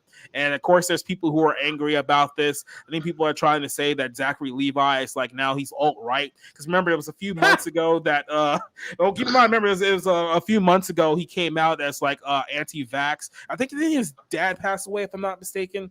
There was something going on with his father, and then he got sick, and then like right after the fact, he said something against, you know, the COVID vaccine or something along those lines, and people were trying to say that he was like anti-vax, and now he's like this alt-right white ringer conspiracy theorist. So of course, if he comes out publicly and says that Hollywood sucks and they don't care about you, they get very, very angry about that. Now they're trying to make him the new public enemy number one. So I'm gonna go ahead and start this off with Cassie, a person who absolutely refuses to watch modern Hollywood movies. Does Zachary here have a point that Hollywood is garbage now? Yeah, I mean, honestly, I couldn't agree more. Literally, because you can't get me to go to the movies unless I am heavily intoxicated, and even then, it's still, you know, dragging me. And I think that Zach actually sees the fucking writing on the wall. These people that are doing protesting this writers thing, and then like the actors as well in solidarity, they're fucking retarded if they actually think that they deserve any more than what they're getting. The past, you know, 10 years of entertainment being shit slung and regurgitated nonsense shows that their quality of work, it has been in mass decline, and it continues to get worse. And Hollywood is, these mega corporations are telling them outright, you are indeed replaceable. And the fact that they think that they deserve it and that they aren't easily replaceable is moronic. Like, they're just completely arrogant at this point. And I think Zach Levi here sees the writing on the wall. He sees that we are fucked if something doesn't change. Like, at least he's being I don't know, man. The dude is, I guess, to some extent based, as they would say these days, right? And I agree with him. I think he's at that like acceptance level of his career grief stage. Yeah, look, I met Zachary for, I think it was like WonderCon. I don't even remember the exact year. It had to be like 2015, 2016. I think it was around the first time the first Shazam movie came out, so it was around back in that time. And so however many years ago it was. And look, he seems to be a pretty like cool guy, like personally, like behind the scenes and whatnot. My interpretation of him beforehand is that he's kind of in the Hollywood bubble, so he just kind of takes like the narrative that a lot of other people take when they don't really pay attention to what's going on. But I think he's now at the point where he is starting to pay attention to a lot of things that's going on around him. So now he's starting to have a little bit more say. And then look, DC's pretty much told him that, hey, look, we're not going to do anything with this Shazam character anymore. So you're pretty much on your way out as far as that goes. And if, like I said, if he's seen the writing on the wall now, he's like, hey, I might as well go on how I really feel, because there's probably a lot of stuff that he's been holding his breath about over the last few months, and now he doesn't have to do that anymore. So, but is he the right person to lead this crusade? I mean, isn't this a case of the pot calling the kettle black? This is a man who made one of the worst movies of the year, Shazam: Fury of the Gods, and he's telling us, "Oh, don't go watch garbage."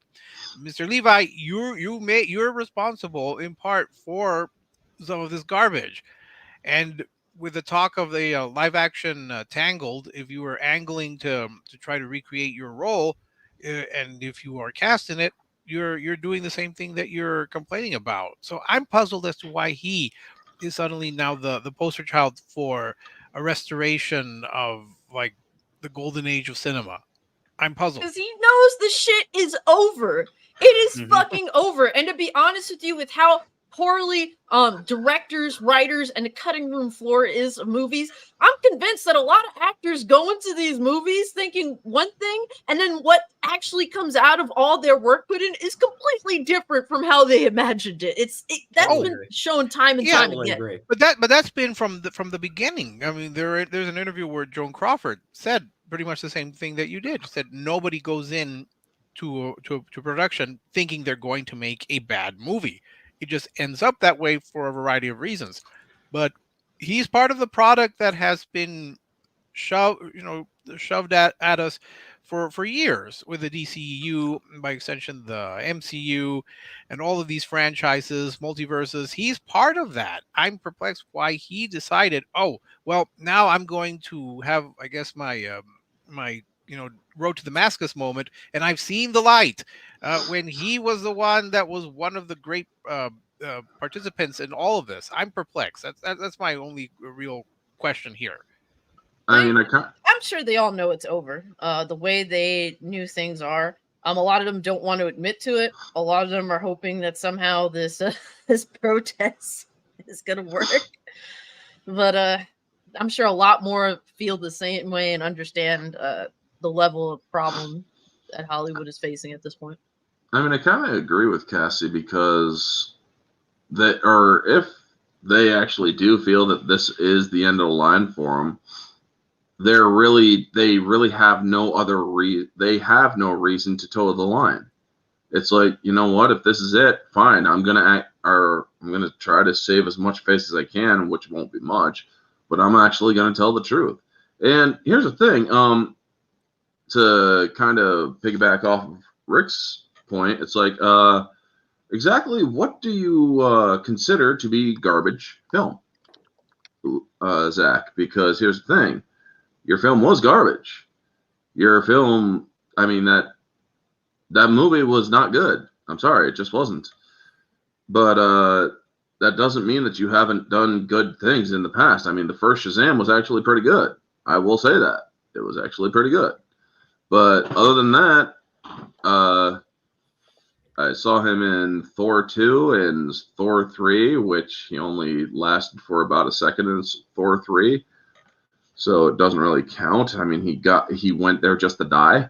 But it's like, dude, if you're finally coming out against this stuff, what took you so long? And why did it take the end of Hollywood to do it? Because honestly, that's the reason why people are not liking Hollywood, because you're a bunch of fucking liars. And if you continue to lie, people are going to see that you're just an obvious liar. And there is nothing worse in the lying world than an obvious liar, because they make all other liars look bad, and they can't really sell the lie. So, yeah, it's like, dude, coming out like this is all well and good, but it's not really the redemption that you're not really going to get as much redemption as you think, because you've toed the line for so long. Why the fuck would we believe you now? Now, yes, it is true that you're saying that a lot of these movies are shit. I mean, there's only 2 or 3 movies that I showed any interest in this from the 2023 lineup. Meg 2 and Lost Voyage of the Demeter. I thought both were decent. Not good, but decent. But it's like you contributed to this, you know? Yeah. I do want to put this over Doba Fett talking about American Underdog. I think that was actually my favorite movie of, what was it, 2020 or 2021? One of those 2 years. I want to say it was maybe 2021, but yeah, I definitely go back and recommend that film. He was actually pretty good in that one, but what was it that about? also wasn't your ticket. It's it was about Kurt Warner. Kurt Warner. Kurt Warner's a story. I wasn't convinced that he really could be Kurt Warner, but I did agree. I thought it was very good, though. People who might have expected more of a Christian take on it might be a little surprised. I think they underplayed some of the Warner's faith. You know, it wasn't as I can see that, but I wasn't really expecting it to be like a Christian movie, like in of itself. Because I mean, it's about, like I said, popular NFL star, Super Bowl winning quarterback. So I figured it was going to be just like more about his role to the NFL than it was like his faith. Perhaps, but I mean, the book, and I actually did read the book, All Things Possible. It does talk a lot about his faith and Brenda's faith, and I mean, remember, this is a man who, after he won the Super Bowl, had that first things first moment, and that's what really cemented him in popularity with a lot of Christians, where he's like, first things first, all praise and glory to my Lord and Savior Jesus Christ. So yeah, but you're right. I thought it was a good movie. I was entertained. I wouldn't have thought of him when I would think of Kurt Warner, but that's neither here nor there at the moment. I mean, if you're expecting to see any Catholic or Christian movie nowadays in Hollywood, that's kind of, I mean, they took Tolkien, the movie Tolkien, about an author who was one of the most devout Catholics in the 20th century, and they didn't even add his devotion to the film. Yep, that's what else happens when you Yeah. let Hollywood write your stuff now. I kind of want to jump in. I kind of want to be Teddy Roosevelt coming into the rescue for Zachary Levi. I'm not totally sure why. Okay. I think Zachary Levi is an all right actor, and I think he's inside the machine. And I was listening to, I was doing research for an upcoming interview last night, and I was listening to this Hollywood guy who's worked there forever. He says the rule in Hollywood basically is that everyone's politics have to align, and they know what your politics are, because if you are conservative at all or non-progressive, you're going to be the guy who doesn't have much of opinion on anything. And that describes Zachary Levi. He's admittedly a libertarian. He was on Joe Rogan this year. If you're on the fence about Levi, I recommend you go listen to that, because he's actually a much more normal, rational human being that I think many actors come off. I think he's this guy that tried to play in the machine, thinking I can do just enough to get ahead and still do what I want to do. And he's come to this realization after being screwed over by Marvel. He was promised so much more in the role. Many of them, actually, that's an interesting topic if you ever want to research the amount of people that were involved in the Thor arm of the MCU project, how much they had been promised and planned, and it just never came to fruition. Well, he was one of those guys. Then he makes the deal later with he works with Amazon, and he gets the second season with Maisel, which he did really well on. And then he goes to do Shazam, and that doesn't really kind of come together as much. So he's now 42. He's always been kind of a weird leading man, because he's a little bit too tall. He's a little bit too quirky. They don't quite know what to do with him.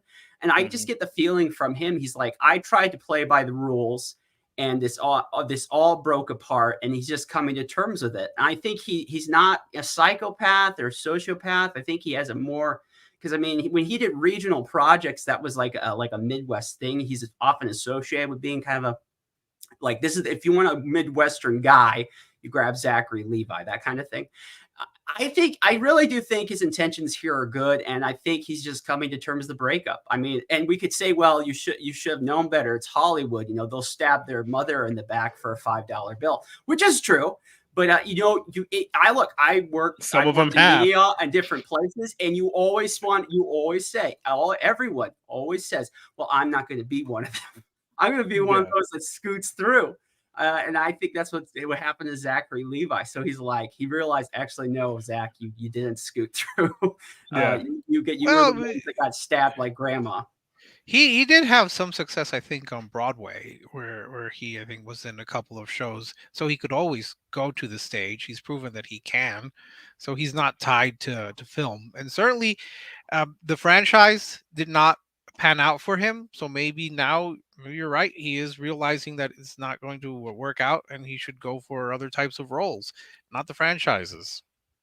Agree. No, I think he look. I don't want me anyone will, but I think he's talented enough. Look, I love Chuck. Chuck was kind of a weird show, but I really enjoyed it in the 2000s. I think he does actually have some talent. Like unlike a lot of people who are just like, I mean, let's be honest. The Rock is not there mostly for his talent. But Zachary Levi actually did bring something.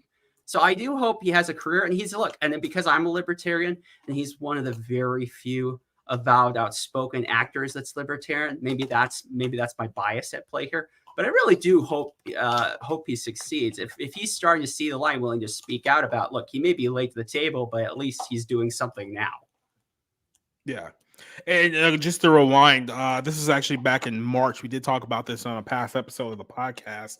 So what happened was Zachary Levi's father did pass away from thyroid cancer back in March is when he talked about this. And like shortly afterward, he came out against Pfizer and made a couple of social media posts about big pharmaceutical companies. And then that's when people started turning on him because, you're not allowed to come out against big pharma anymore. It's not 10 years ago when everyone was against big pharma. Now you have to be completely supported of it. So that's you have kind to of wait for everybody else to come out against big pharma.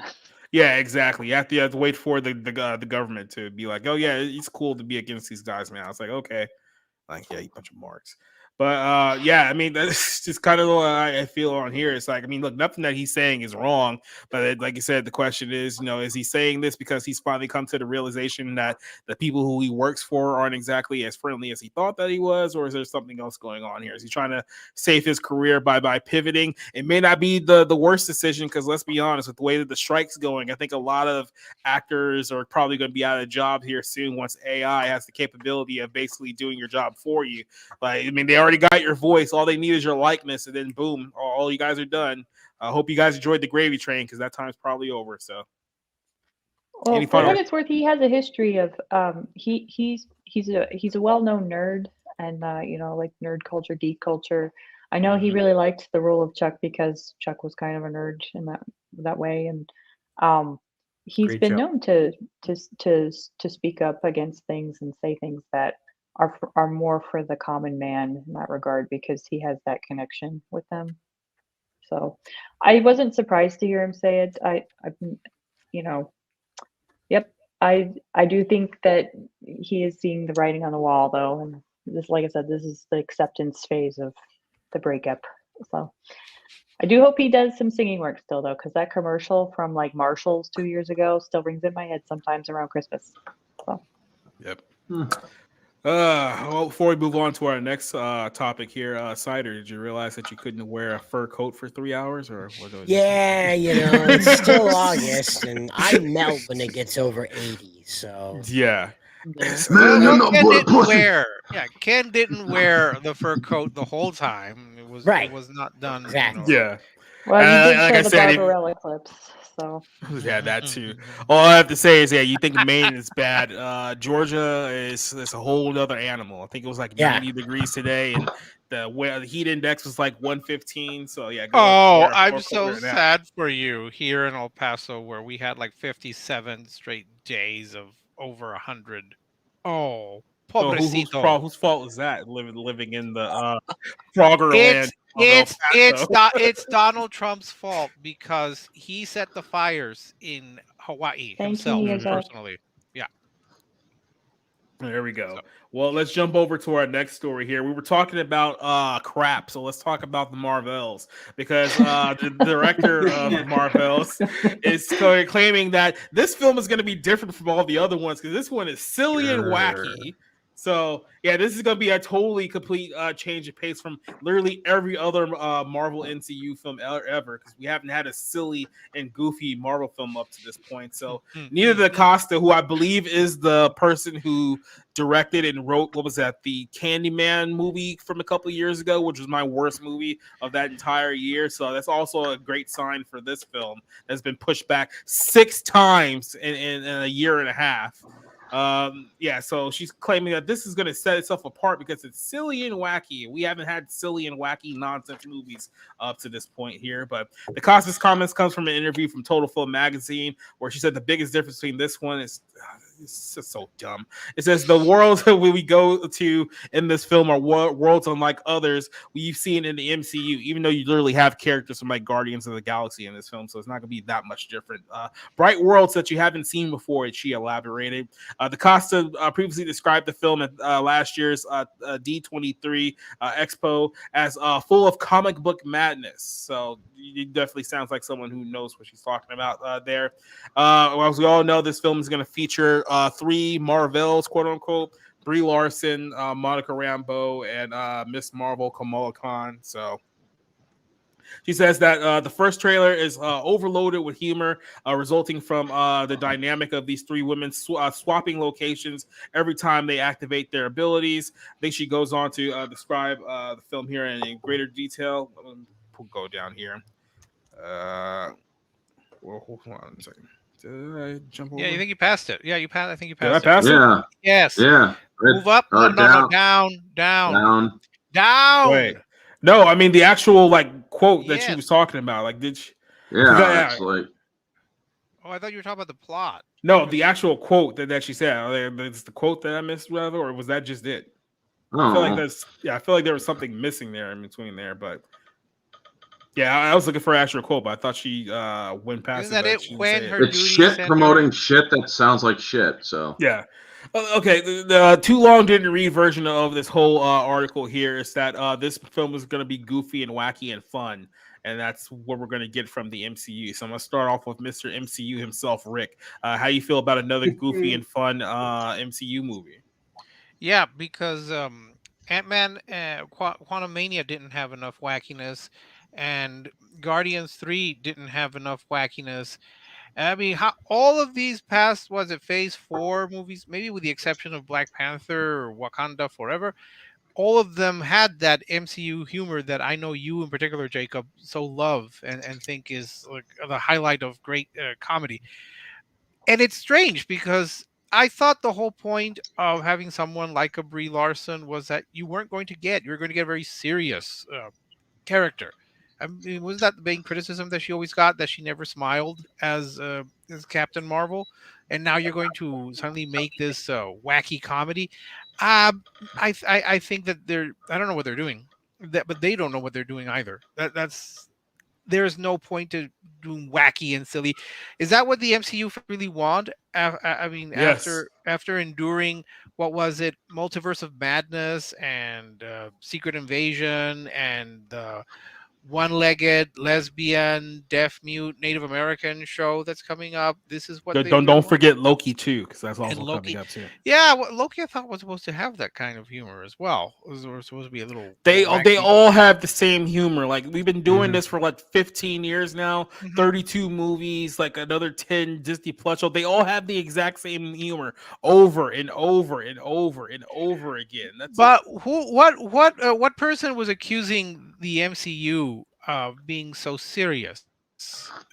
I don't understand what she's talking about. Literally. Who here really thought that they were very serious and dour? Far from it. What is it? The Incredible Hulk. I mean, they used to. They used to. Phase 1, they were very especially grounded Phase in 2. Phase Phase 2 had more of the serious films. Winter Soldier, which is still the best MCU movie by a country mile, is very serious for the most part. There actually was room for more flavors, but Disney just went, oh, vanilla sells well. Everything is vanilla. Yeah. Well, remember, they had to reshoot Quantumania because it was so serious, and they had to put in humor. And oftentimes when they do that, they undercut the seriousness of it by putting in a dumb joke or some sort of quippy line that never lands. So look, I wish the people behind the Marvelettes well, only because they will be sandwiched, assuming they don't remove it. They will be sandwiched between Doom Part 2 and the Hunger Games prequel, both of which probably will be more successful financially than Marvel's. So they know they're in a very tough spot, and they're going to face an even bigger issue than the comedy. But who knows? This might be another triumph in the Marvel Cinematic Universe. So, Well, they are stuck between a lot of tacos. I mean, honestly, How long have you been waiting for that joke, Nergans? You knew it was coming. Brie Larson loves to drop tacos. yeah, and also kidnap people from their work. But yeah, All I can think of her besides they Marvel know thing that is Brie that Larson Unpregnant is movie. They know she's unlikable, because why else would you push a movie back 6+ times? Because she's They- because Kevin Feige was getting all her stuff together because she got kicked off the couch. Remember? Well, yeah, but he was also giving her some more dessert before leaving. The thing is, she is so I mean, look at the poster that you guys had on the cover of that article. She looks like a fucking piece of wood that will give your dick a splinter. And it's like, dude, nobody wants to tap that. Nobody wants to touch it because she's so fucking unlikable. This Kevin woman Feige literally is. Oh, what? Allegedly. Well, yeah, Allegedly. Kevin. Well, of course Kevin did, but chances are he's a eunuch anyway. But the thing is, Brie, it's just the fact is, Brie Larson is unlikable. Or whenever they try to promote the film, a lot of people say pass. We don't like Brie, and they're like, okay, well, we'll try to push it back, see if the outrage dies down. Okay, let's promote it again. We don't like Brie. Okay, let's put it. It's like, motherfucker, are you deaf or are you just dumb? And I mean, I literally went off on somebody. They're like, what do you got against Brie Larson? Oh, I don't know. Maybe the fact that she hates me just because I'm male. And I mean, she's probably, or she's like, what's her name? She freaking has dick envy. I want to point out that this is a movie that originally was slated to come out 13 months ago. And we're still like another 4 months away for actually releasing. Guys. But did they confirm whether they're going to delay it or not again?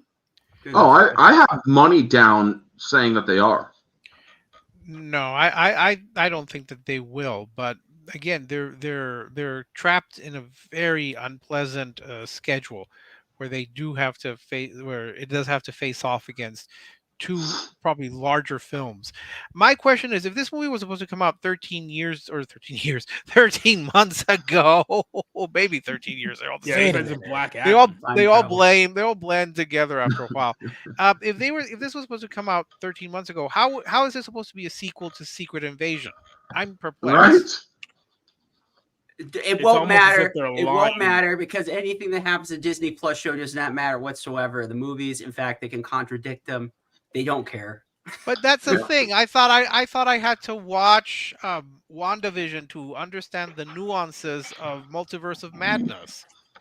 No, they just say that so you watch them. No, again. I mean, I can't stand any of it anymore. That's why I walked away from the MCU after I watched Thor Blood and Blunder. Sounds like the dude had some wicked bathroom problems. But honestly, anytime somebody mentions a Marvel movie, it's like, pass. And like, well, what if somebody wants you to review it? Then they can pay for my fucking ticket and make sure that they give me enough energy drink that I could stay up for the amount of time it takes to watch this damn thing. Because honestly, I retooled my channel because I'm sick and tired of all this modern shit that is just, well, exactly what I just said. Shit.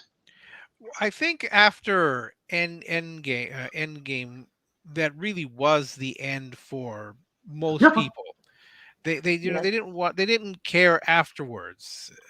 Even with Spider-Man Home Well, they Alone made one more freaking time. Captain America into Joe Biden. Of course, nobody's gonna want to continue on that shit.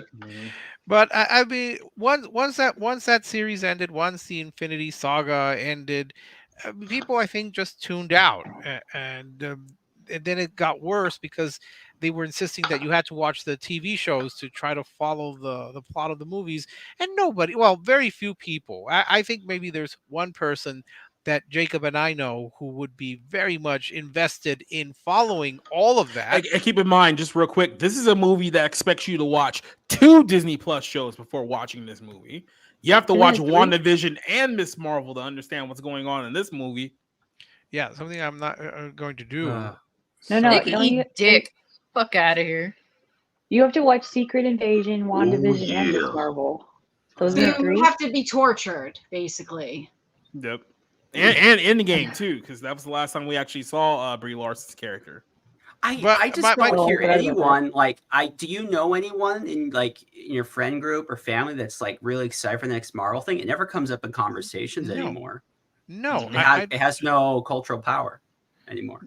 No, it's just been pretty much exhausted, and well, who knows?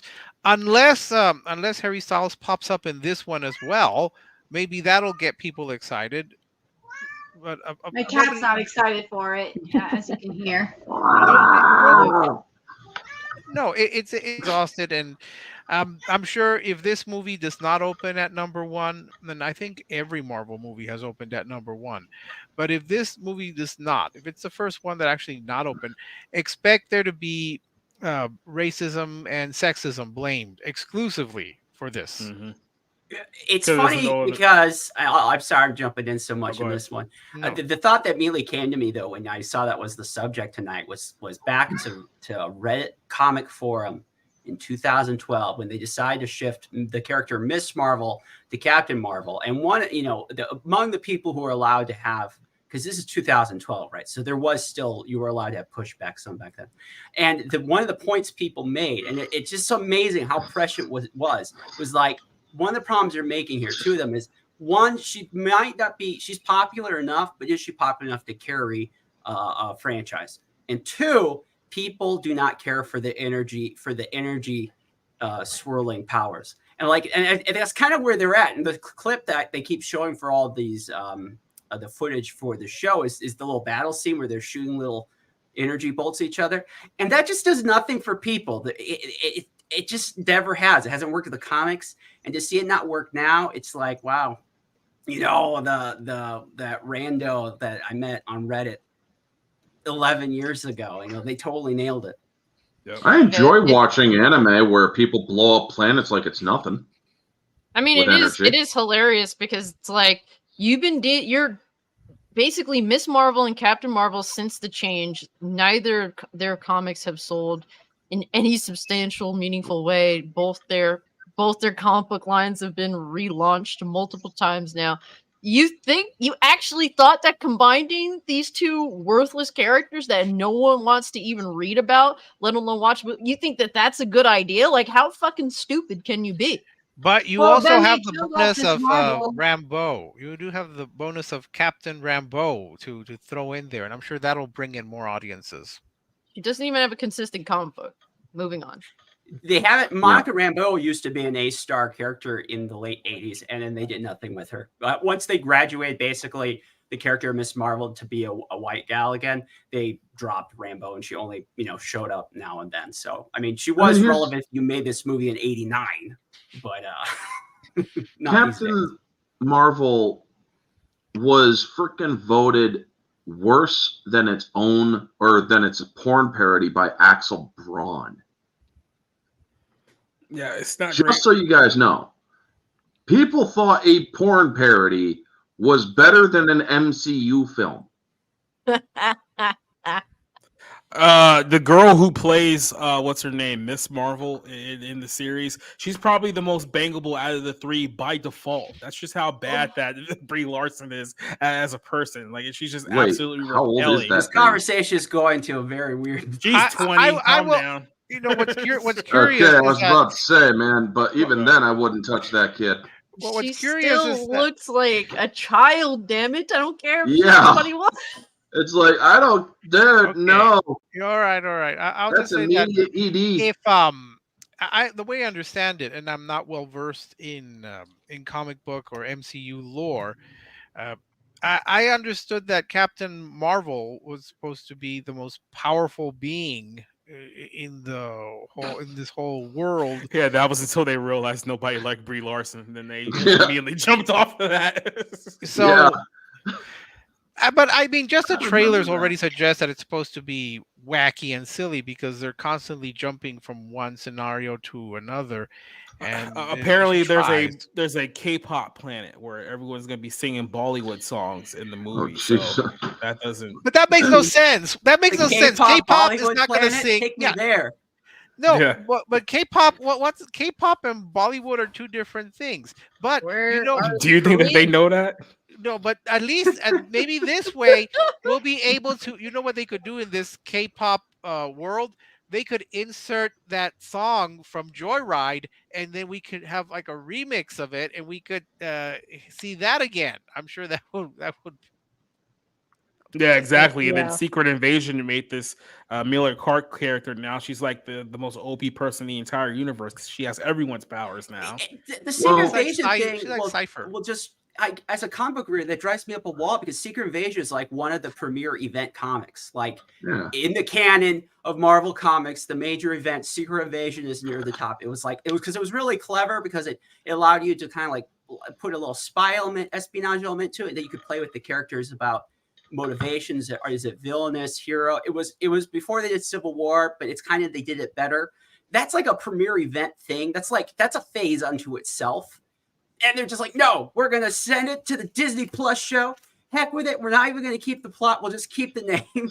We'll make it Samuel L. Jackson's story. Actually, take that back. Last episode, we'll give it to Danny from Game of Thrones. They're banking on the character from the lowest viewed Disney Plus show ever to sell tickets for a major motion picture. But Not gonna happen.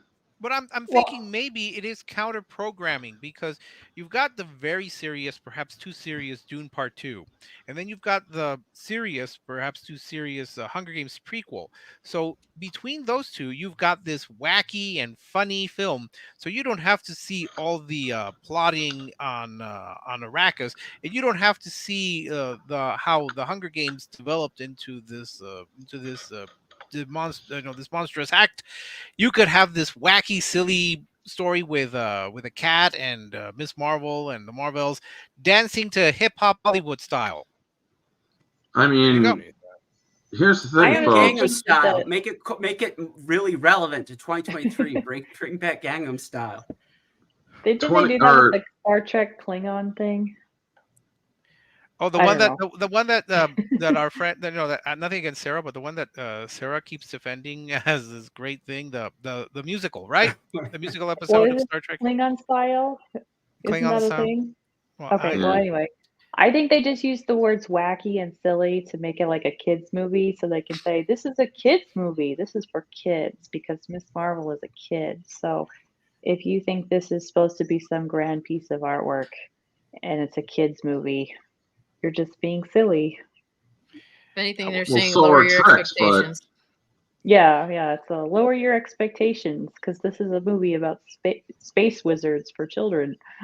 So I'm sorry, but the MCU was actually not really meant for kids when it first started. It was actually meant for upper teens to adults, and hence why they were all. Well, now those upper teens or adults have graduated the children, so now we're right back to where we started. Yeah. Well, I mean, but not to mention, when it started, like I got married and I have children, so it's for people like me, where it's like, oh, you can bring your children to this, and it's like I'm not going no. to. But no, you take them to Barbie. You take them. If to you go take Barbie. their kids to an MCU film, you're basically guilty of child abuse. But also, I remember back when Alita and Captain Marvel were duking it out, and fucking what does What does Brie Larson do to promote her film? Buys $10,000 worth of movie tickets, gives them to these poor kids in Africa, doesn't pay for the ride to go to the fucking theater. Yeah. I forgot about that. And then none of these kids got to see the fucking movie. What does Rosa Salazar do with her promoting the film? She gives a girl with no arms cybernetic prosthetic arms. Damn. She actually made a fucking difference where Brie Larson's like, oh, I'm going to, girl power. I'm going to help myself unintentionally. But, hey, look, I gave you the movie tickets, but I got to drive you to the theater too. It's like... yeah, you dumb blonde bitch. Yeah, we don't have a, or what do you expect us to do? Fucking walk until our feet bleed? Yeah. They're just gonna walk on your muddy roads and just go to the latest theater that's showing a pirated version of the movie. By the way, I've not heard this story. I've not heard this story. This seems pretty odd. Oh, yeah, that's literally fucking happened. But the MCU was brilliant. I mean, it was amazing. My mom, who is in her 50s, has no interest whatsoever in most of the stuff I'm into nerd-wise, right? No interest whatsoever. But her and my grandma love the MCU. Like, they now know who Iron Man is and Captain America and Doctor Strange. Would that have happened if this movie franchise hadn't taken up? Probably not. So it is. There are positives. It is amazing what they did. And unlike Star Wars, which they kind of killed off, that was something they bought and just killed off themselves. They did kind of create this. But it also speaks to that they never really quite, while they kind of understood the basics of the framework of how this works, they never really understood it in detail because they don't know how to nourish it and keep it going. And this is something we see in pop culture nerd franchises over and over and over again, where the current people who have tenure don't really understand what they're working with. And so they can only take them so far, and to a point, then they're like, well, just leave it to die. We got all the juice out of it.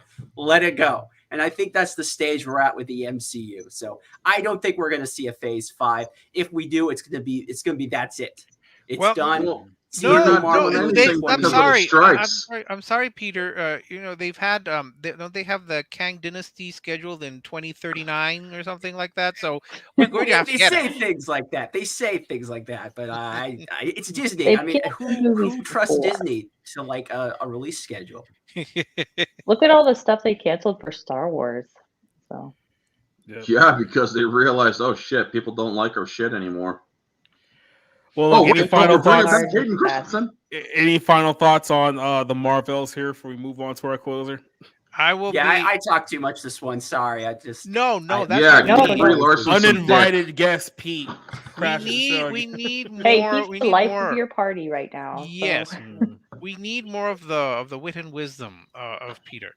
I would just say that I hope to be able to watch the Marvelettes, because I'll probably be watching Dune for like the 8th time by the time I get a chance to watch the Marvelettes. If Warner okay, you're going to the bottom, and then Pete is no longer center square. So there you go. What I was going to say is it'll be interesting to see if the Marvelettes will make any reference to the new comic. Yo, society, can you do everyone a favor and move your fucking logo the fuck out the way, okay, bro? Let Pete show his beautiful face. Now you're going to be in his spot. So there you go. Move down to the bottom, please. Move me up to there, because like I'm just an. You're not even on screen. It don't even matter where you are. You can go back to the bottom. So I should have the logo spot. You're back on the bottom where you belong. That's okay. I would just sit on you if I was on top anyway. So I got my fat girl avatar. That's not something that we would object to. Well, I mean, don't know what's going on around here. All right, enough. That's some major phrasing. All right, then let's go on to our closer here. Rachel Zegler just may be the dumbest person ever. Like that's the best lead into this film. This chick, like this, they're not even done shooting this movie, by the way. Like they're still in production, and she's literally killed anyone's interest of ever seeing this movie seeing the light of day. That's how bad and dumb this person is. I'm just gonna go ahead and show you a video of a multitude of interviews that she's done over the last couple of weeks that have made people absolutely hate this Snow White movie, which isn't even out yet. They don't even have a trailer ready for this film yet. She's already ruined it. So here we go. The original cartoon came out in 1937, and very evidently so. There's a big focus on her love story with a guy who literally stalks her. Yeah. Weird. Super weird. So we didn't do that this time. Cast a guy in the movie. Right. Andrew Burnap, great dude. All of Andrew's scenes could get cut. Who knows? It's Hollywood, baby. If I'm going to stand there 18 hours in a dress of an iconic Disney princess, I deserve to be paid for every hour that it is streamed online. I was scared of the original cartoon. I think I watched it once and then I never picked it up again. Like, I'm being so serious. I watched it once and then I went on the ride in Disney World, which was called Snow White's Scary Adventures. Doesn't sound like something a little kid would like. Was terrified of it.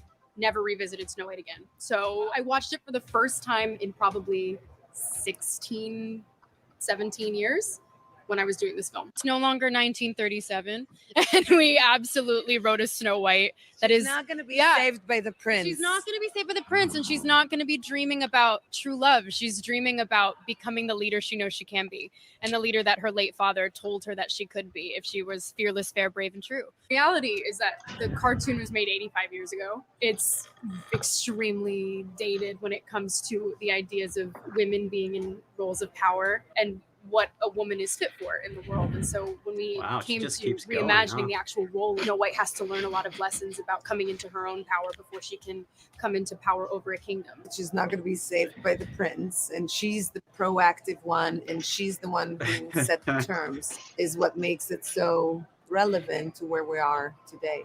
What are you, retarded? So I know you're not retarded, but what are you, Down syndrome? I'm going to get a stroke. Right? Fucking right. So her comments over the last few weeks has pretty much let everyone know the secret that this Snow White movie is made by people who absolutely despise Snow White. There's no simpler way to put it there. You got people who absolutely hate this story who are making this movie, and you wonder why people are just giving up on Hollywood in mass here. Now, she did have some kind of video that's circulating here about her crying about the backlash that she's receiving thanks to all of her stupid comments on the internet. I'm not even going to bother to play it right now, but look, we played you the photos from the set. That makes this whole thing just looks horrendous. This just looked like one terrible decision after another, from the casting to the direction of this whole thing. Like, this is a movie that, quite honestly, they've ruined so badly up to this point. They should honestly just shelf it. They should always be like, no, we're not even doing this. We're not even going to invest $200 million of marketing to try to get people to watch this movie. We'll just eat whatever we spent on production and just move on, because this movie's dead on arrival and everybody knows it.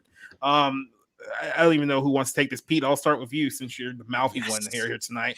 What is just your thoughts on the way that she's absolutely killed the Snow White movie with her mouth? I just posted 2 links to the private chat feature on this platform, StreamYard. You do want to click. You want to click the Slate link, because this is kind of like how bad this is. Like, when you do this, you know you've crossed the Rubicon of, like, there's no way back after this. If you've met over.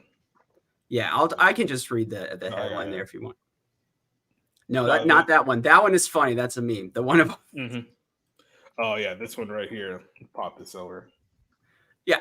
How Snow White. There we go. Okay. How Snow White star Rachel Zegler managed to piss off both Disney fans and conservatives. An unholy union has come together to criticize the actor for comments about the 1937 Disney classic. This is Slate, okay? This is like the vanguard of the woke stuff. And they're even like, okay, this is too far. Put this in perspective. Slate is the outlet that literally defends pedophiles, and they're coming out and they're taking a stand against this movie. So I think that kind of says a little bit of everything. I think it's like Ooh. Like, it's just she may be the stupidest person ever. Like I don't think there's anyone dumber than her at this point. It's like there's an old saying from Rip Rogers, famous pro wrestling coach, and it goes simply as this: never miss an opportunity to shut the F up. And this person has clearly missed every opportunity to shut the F up. There is just so I mean, much wrong with everything she said from the beginning. First, I wish you would stop calling it a cartoon. It's not a cartoon, it's an animated feature. There is an actual difference. Second, for her to say, oh, well, it came out in 1937. Evidently so. I hate that phrasing. Yeah, so she's basically, again, saying that anything that came before birth is worthless, which is ridiculous because nothing, everything, I mean, what she's going to point to that is better than what came before Snow White, which is not just one of the great films, but also one that really changed cinema. And you could say that's an actual argument because no one thought you could make a feature-length animated film until Walt Disney decided to make it. Then this is the same person who was in the West Side Story remake. So she's actually arguing that that version is better than the 61 version, the one that people will still watch. 50 years from now, nobody's going to watch her version of West Side Story. And for her to say that the prince was stalking, no, he was not stalking. He was searching for her. There is an actual difference between stalking and searching for her because she was willing to be romanced by the prince. It wasn't like she said no, and then he just kept following her, looking for her to like kiss a corpse. This woman is just a parody of what you would call the woke Zoomer, whatever. It's just embarrassing. This woman really should just stop. She's just poisoning the well. There's no way that people are going to say that this woman has any sort of rational thought. And this whole thing, it's about female empowerment. Does every Disney princess have to be now about female empowerment? Why can't we just have a simple story where the female and the male are actually in love and they just want to get together? Because now, hold on, but to be fair, some of the Disney princesses were empowered, especially during the Disney Renaissance. Now, every female protagonist must conduct themselves like they have a cock. That's the point. Yes, Kathy's right. We're in the era of girl boss, bad bitch. Yes. So that's everyone has to be that now. Look, I'd say that I've been watching the Turner classic movie Summer of the Stars, and yesterday, I reviewed a movie Random Harvest. That's a romance, and that was with adults. And believe me, people would rather watch that than the empowered Snow White, where the girl is not even going to is not going to be romanced by anyone. That's a terrible message to send to people that no, you don't need a man to be successful. But at the end of the day, remember what Betty Davis said in All About Eve. At the end of the day, you're nothing. You're nothing if you don't have someone next to you. All you have is just a press book of clippings, and that's what this girl is teaching.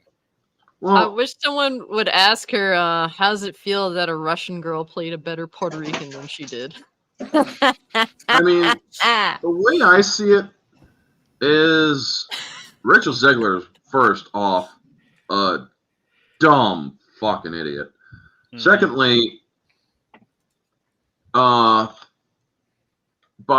claiming that the prince was stalking her, bitch, if you watch the original, Snow White reciprocated.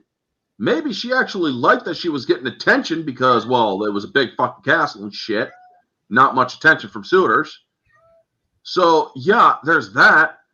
But what a lot of people are not really talking about, Rachel Zegler's not the only one that's trashing the fucking film. As much as, we were praising Gal Gadot earlier, she also was trashing the film. She's not going to be saved by the prince, and it's important that this shit happens today. It makes this film relevant today. It's like, bitch, this film takes place in the fucking medieval times. So why the fuck are we putting modern day shit in medieval times? It makes no fucking sense because Women who were free thinking in the medieval fucking times were burned at the stake because they thought they were fucking witches. And Gal Gadot, as good as an actor as everybody thinks, oh, Wonder Woman. So fucking what? What else is she known for? Let's calm down by calling Gal Gadot a good actress. She might be a likable actress. Yeah. She's like, what the fuck? Who the fuck actually gonna sit there and say she's a good actress? I won't Holy say, shit. all right, I'll take that back. Me and Rob were literally mocking the fact that it's like she doesn't even try to get rid of that Israeli accent in any film that she does. I mean, all right, so I'll take that back. But it's like, what the fuck else are you known for? I mean, except that your character is now pulling a Jesus Christ in the Fast and Furious franchise. Mm-hmm. I mean, other than that, you're Wonder Woman. Yeah, okay. What else are you? Well, I'm going to be Cleopatra. You ain't Cleopatra yet. So that doesn't fucking count. So before you start running your fucking mouth, know your role, shut your fucking hole, and just fucking act. That is what all these fucking actors and actresses need to fucking learn. Shut the fuck up. Do your goddamn job. Maybe show a little bit of respect to the thing that you are adapting from, and maybe your movie might garner a little interest. But no, you already fucked that up by trashing a movie that did far more for women than your dumb twiddly asses ever fucking will. And if you see, I think Nerdigans did have a good point. If you see the animated Little Mermaid, and if you see the animated Princess and the Frog, those were positive female figures. They were empowered. She opened up a restaurant and she was able to not quite stand up to her father. But the point is, they were able to have agency. They were not these weak figures that Rachel Zegler keeps thinking that they were. And honestly, this whole female empowerment, oh, we don't need, the girl doesn't need the prince business, that's tiresome. We've seen that in so many movies and television shows.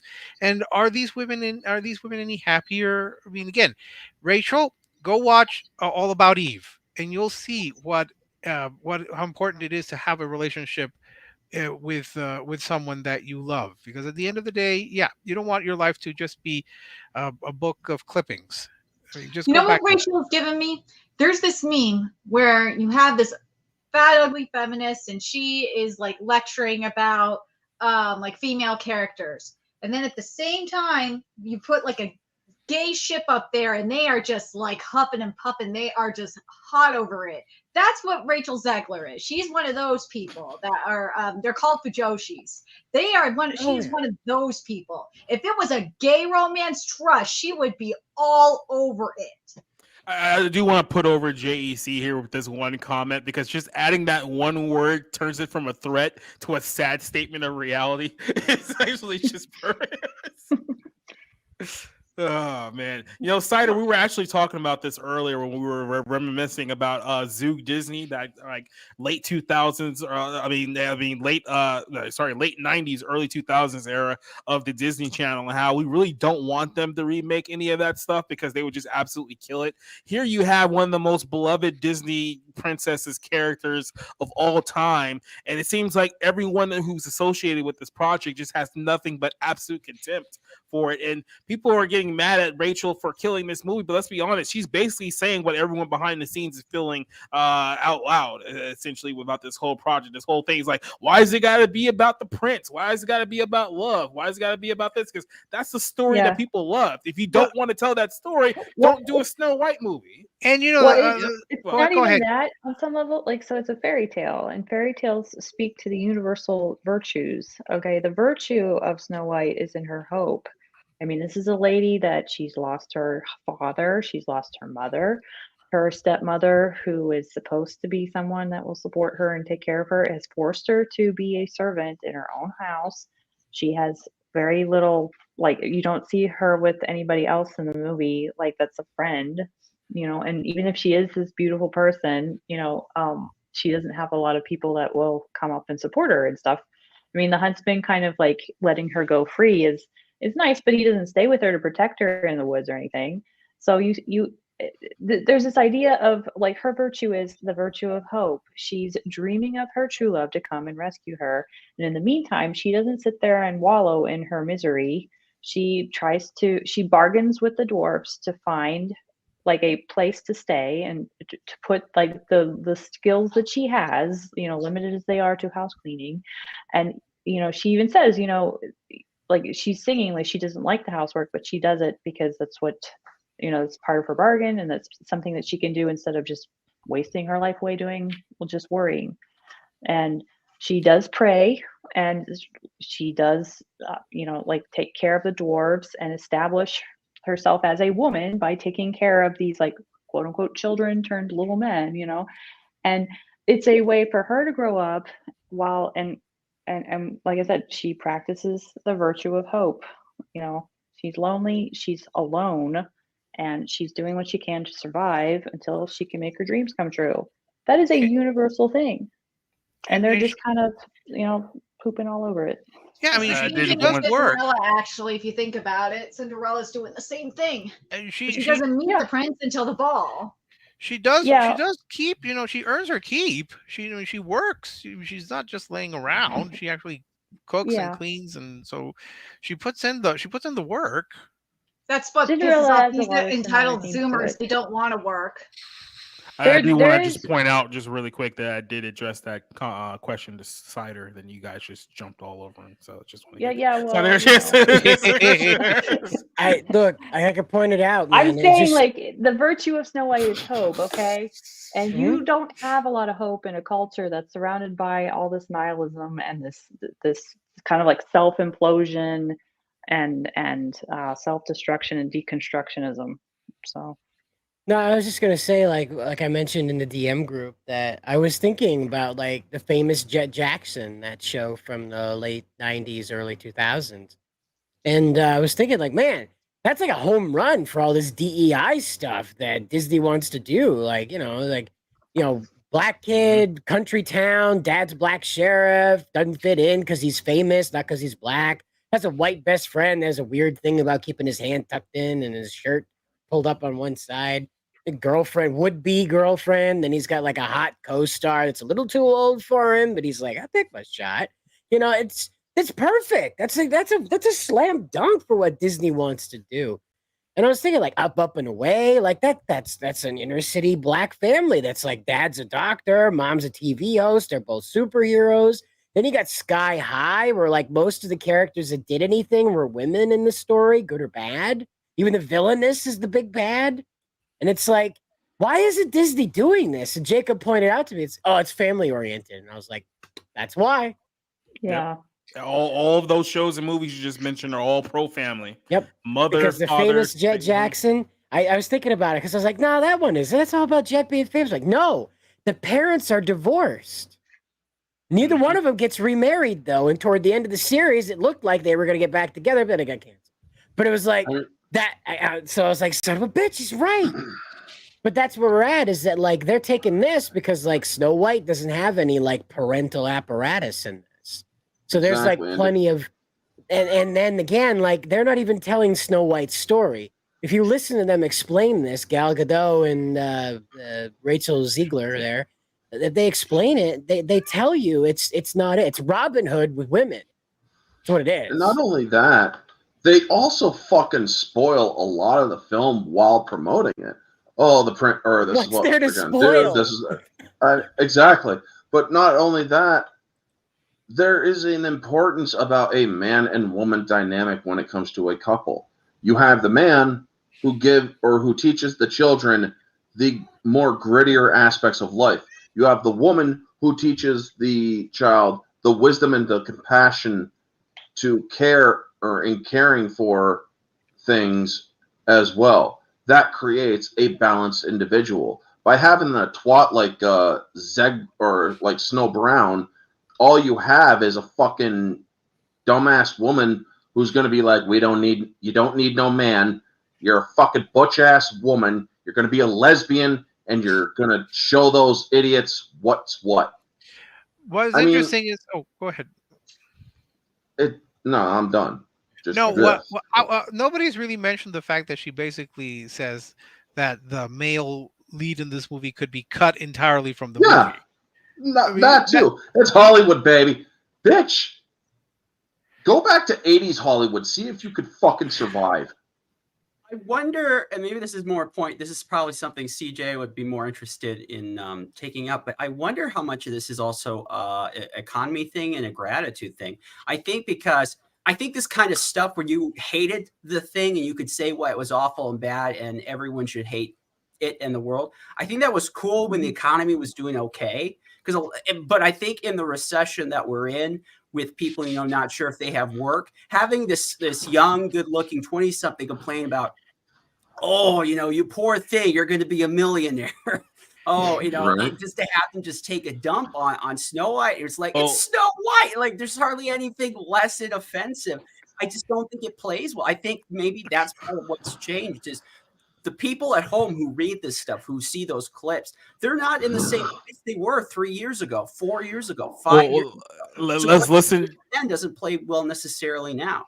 Let's listen to this cry bully talking about the backlash that she's gotten after all of her stupid comments over the last couple of weeks. Video is going to get taken out of context, and I know that at this point I can't really stop people from doing that because that's what my whole existence on the internet is just me being taken out of context and stuff, which is fine. Oh, no. That's what I signed up for, isn't it? But I never want it to come off as me being ungrateful for the opportunities I have when I say that this has been the biggest adjustment of my life, like understanding the way my life operates now, being who I am, and the things that I've been so fortunate to make. It comes with so much ground that I never thought I would be able to cover, and that people think I'm doing poorly, and other people think I'm doing gracefully, and I don't think I'm doing it at all. So when I tell you that it's hard, I just mean to be inside my brain. That's hard. No, And I'm there fucking 24/7. I can't get out of it. And I don't know if that will make sense, but that's where I'm at. I'm so grateful for the things that I'm able to do. And a lot of what I'm able to do is because of you guys. And I'm so unbelievably thankful for that. At the end of the day, I look at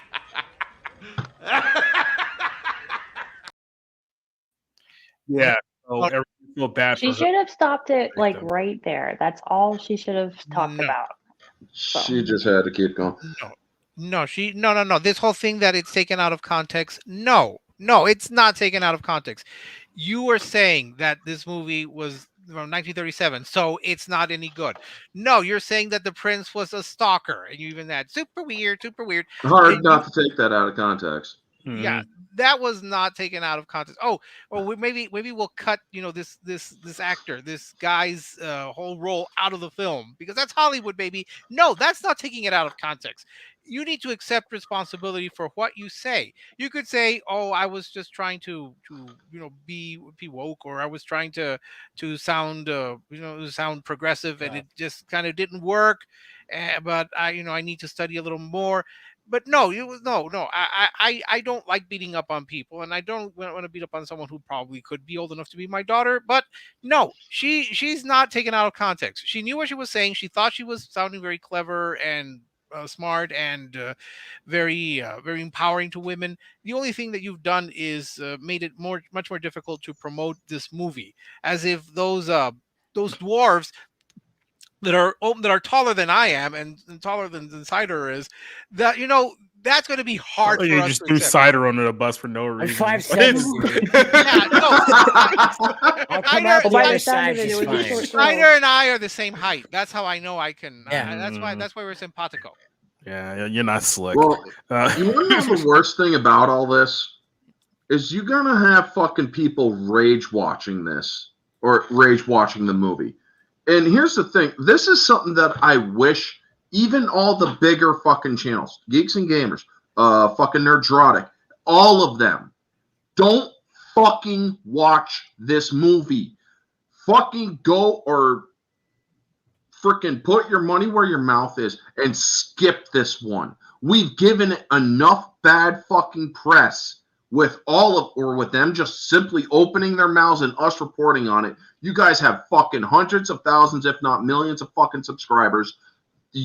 all you basically need to do, if you want to see it, go ahead. We will not watch this movie. We will not support this movie. Not after the shit that they have said. There is no point to watching and reviewing this movie. Yes, there are going to be those who can, but chances are you're going to have the frickin', because believe it or not, as unreliable as Rotten Tomatoes is, some of the frickin' critics are actually starting to be a little bit more objective.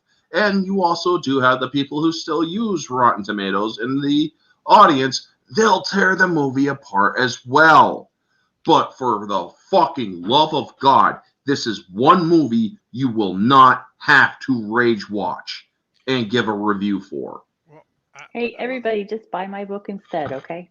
Buy her fucking books. And see, No, I have a Snow White retelling. Oh, So. well, see if at the closing you can promote yourself and your books better. But just real quick, for something that Pete said that's been kind of bothering me a bit. Pete, you should know we're in the middle of the Biden boom. We're in the greatest economic recovery of all time. I don't know what you mean when you say that that people are in a recession or that we're struggling. Would you please shut the hell up? Just throwing that out there, all right? So, just letting you know. So, look. Rob, you're not going to stop them from hate watching it. You know that, because they need to get the views. They need to get the money. Or maybe I absolutely fucking refuse to. I could fucking skip, and I am monetized now. I will fucking skip this movie. I don't want to make money on it. If you watch the movie, buy my book and read the book as like a palate cleanser, okay? So, or maybe just do what they do in Russia. Just go to the movie theater and watch a pirated version and don't give America any of the money. So that's or what are the possibilities? Fucking communist, what are the possibilities that this will actually end up on Disney Plus instead of a theatrical release? With the way that it's moderate chance. No, the this theatrical releases debacle. still have a better income. So than just the Disney Pluses. And I wonder how much money they sunk into this. Like, were they actually stupid enough that they gave this a $250 million production budget? Because if that's the case, then they're gonna have no choice but to release it in theaters. Because think They about need it. to just write it off. Wasn't Right off. Wasn't that multicultural Peter Pan supposed to be in theaters, or was it always planned for Disney Plus? I think it was planned for Disney Plus. Yeah, that one was Disney Plus. Yeah. Oh, okay. All right. So I thought maybe they could go that route and save themselves the humiliation of releasing it in theaters to have no one go see it. But I say let him release it, because by the controversy that Rachel Zegler has managed to stir up and everything, if the movie isn't like stunningly shocking and actually good, she'll probably have a bit of a time getting any more roles for a while at least, and we don't have to hear this about something else like Barbarella 2. Lost in Space. Lust in Space, you mean? Lust. Okay. Yes. Lust in Space. And I'll say that Rachel has now going to be in 2 remakes. I don't know if she should make any more, because who went to see the remake of West Side Story? No one. Yeah. Who went? So. Like I don't even know why is this chick even famous in the first? Like, what has been like her star role? Like, I literally She never even broke out. Yeah, but it's like they're booking her and everything. Like, she's like some big star, but it's like, what has she done? West Side Story. I did a Spielberg film, right? I mean, she's literally What the only fuck been is West Side Story? No. Spielberg's the one that discovered her. Yeah, he saw her in. There's a story about it. He talks about it in an interview. Yeah, he discovered her in some production, yeah, because this chick grabbed has her from that and made her a star. This chick has literally only been in 2 movies ever, and one of them was the Shazam movie from earlier this year. Oh, that's right. Yeah. That's right. I forgot. People fucking forget. 2 movies nobody fucking saw. I was watching that movie just to see how bad it was, and it's like, oh fuck, she's in this. Yeah, she was bad in it. And just, if memory serves correct, I think Spielberg also discovered Alden Ehrenreich at a bar mitzvah.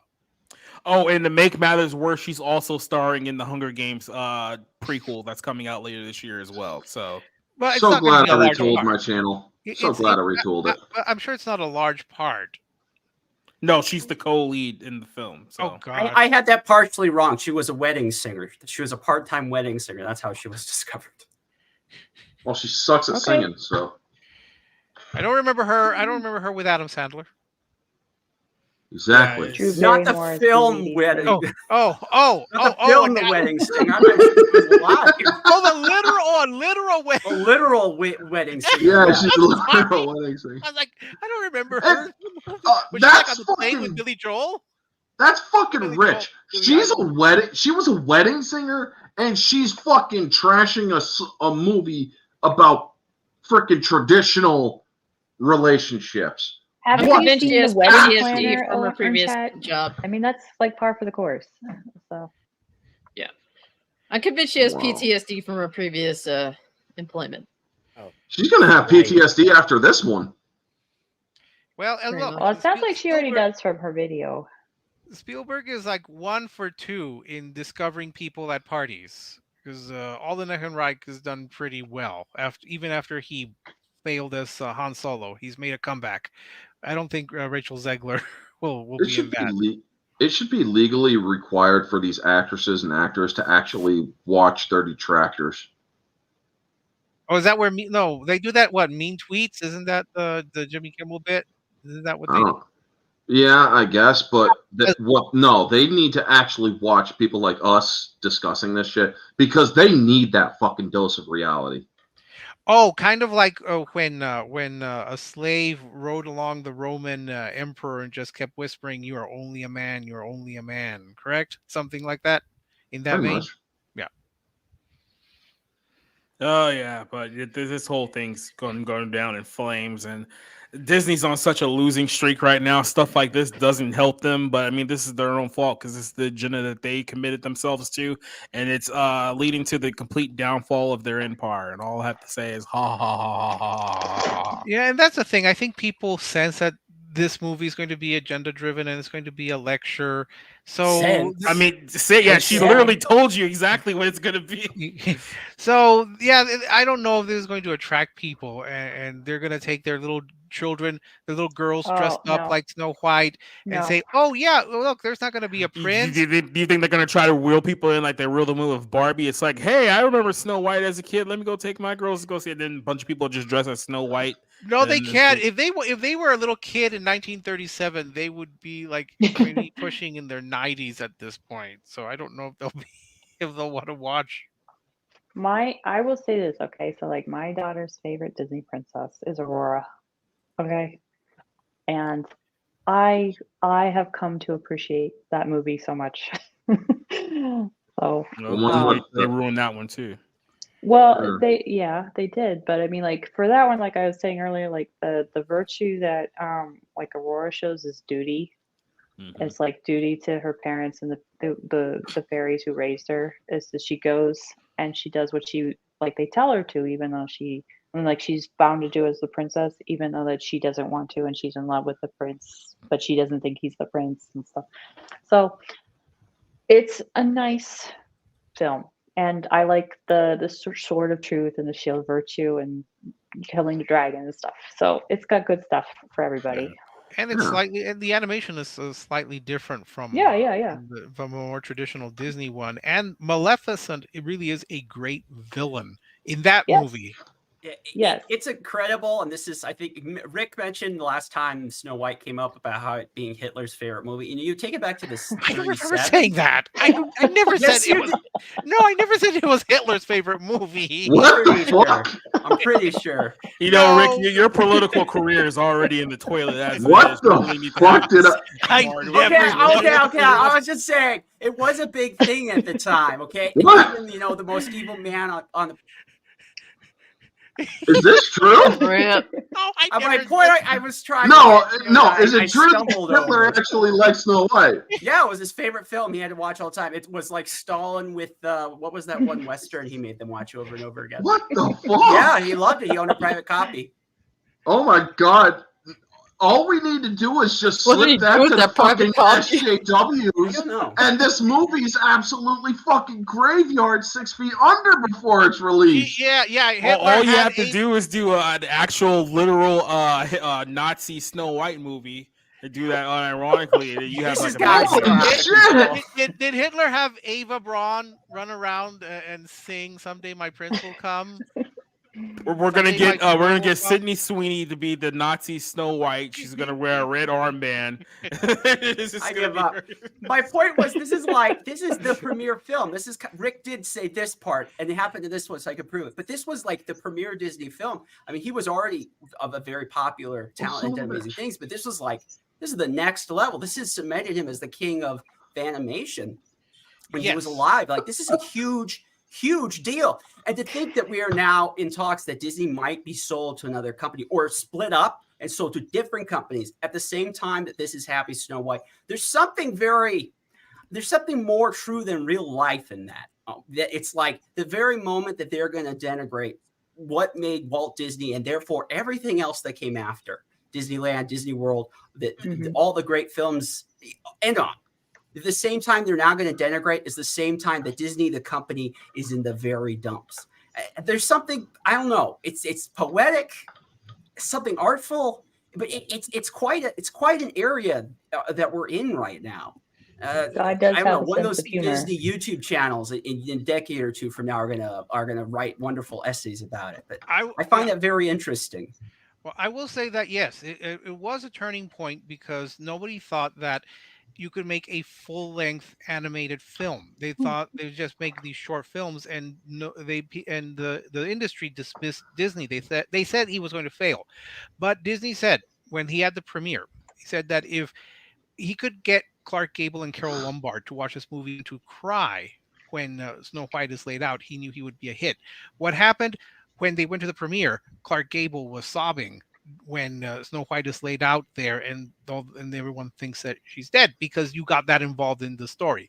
I never once mentioned Hitler. Just for the record, District 7 voters, I never talked about Hitler. This is this weird white guy up here just talking about. I'm German Hitler. Too.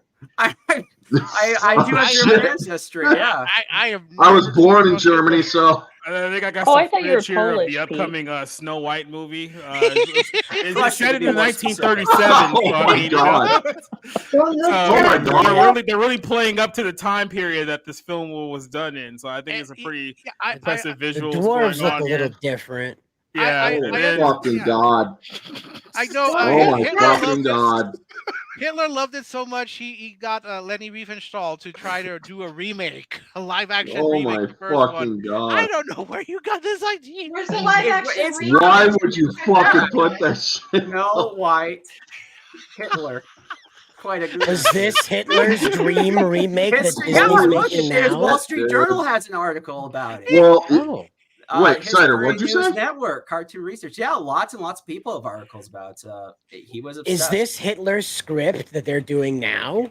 You know, Disney was pro Yahtzee. Remember that? Yeah. So do you think this is the script he wrote for like the live action version, where like she sets a bunch of people free from a bunch of But they can't other be gay people? though. Hitler was against the gays. He was against the trans. He was against the disabled, and he was against. And There was no trans back when fucking Hitler was around. This is just like that was kind of the reason he led the power. He in the probably first would have place, killed the but, dwarf. J. Edgar Hoover has quite a few surprises for you. Mm-hmm. You know, this is like that Medusa Dare to Be Truthful, the Madonna spoof, where they're trying to talk Medusa or the Madonna like character into doing a Heidi remake, only she grows up and is a Nazi, and they wanted to call the movie "Do the Reich Thing."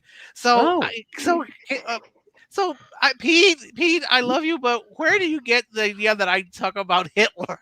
No, I came up all in a the previous time. discussion. You never shut up about him. Yeah, it's like literally we try to get you to stop. Just Come on, because, Rick, I get it. because Mexicans are now part of white supremacy and are Right. now members of the master race does not mean that. Wait. Be careful about that last part there, pal. Somebody might take you seriously on that last part. That's getting clipped out of context. Most Yeah, this is put in actually the a weird intro. thing about dictators. Most dictators are usually obsessives, and there's usually you can go to any dictator pretty much in the modern period that we know of, and there's some obscure movie or film or TV show they are absolutely obsessed with. It's one of the weird hallmarks of modern dictators. I don't know why that is. Yeah. Stalin famously, if he would test. Stalin is a really evil man for many reasons, but one of the evil things he did, and they show this a little bit in the movie, The Death of Stalin. He would literally get his people around him, and he would make them go on these like long drunken benders where they would be up 36, 48 hours watching Stalin's favorite westerns, and whoever passed out, whoever couldn't keep going, whoever had noped out, that was like, you're done, you're dead, your family, you're gone. Gulag. I heard that Francisco Franco loved Barbarella, so there's that. I'm just making that up. So like, Well, we know Osama bin Laden was watching Naruto and his brains got splattered all over the walls. So. No, there was anime on the hard drive, though. There was anime on the hard drive. No, that was what he was reading manga and he was watching anime. No, I shit you not. That dude was like a weeb. He was a Pakistani weeb, just chilling out, eating pocky.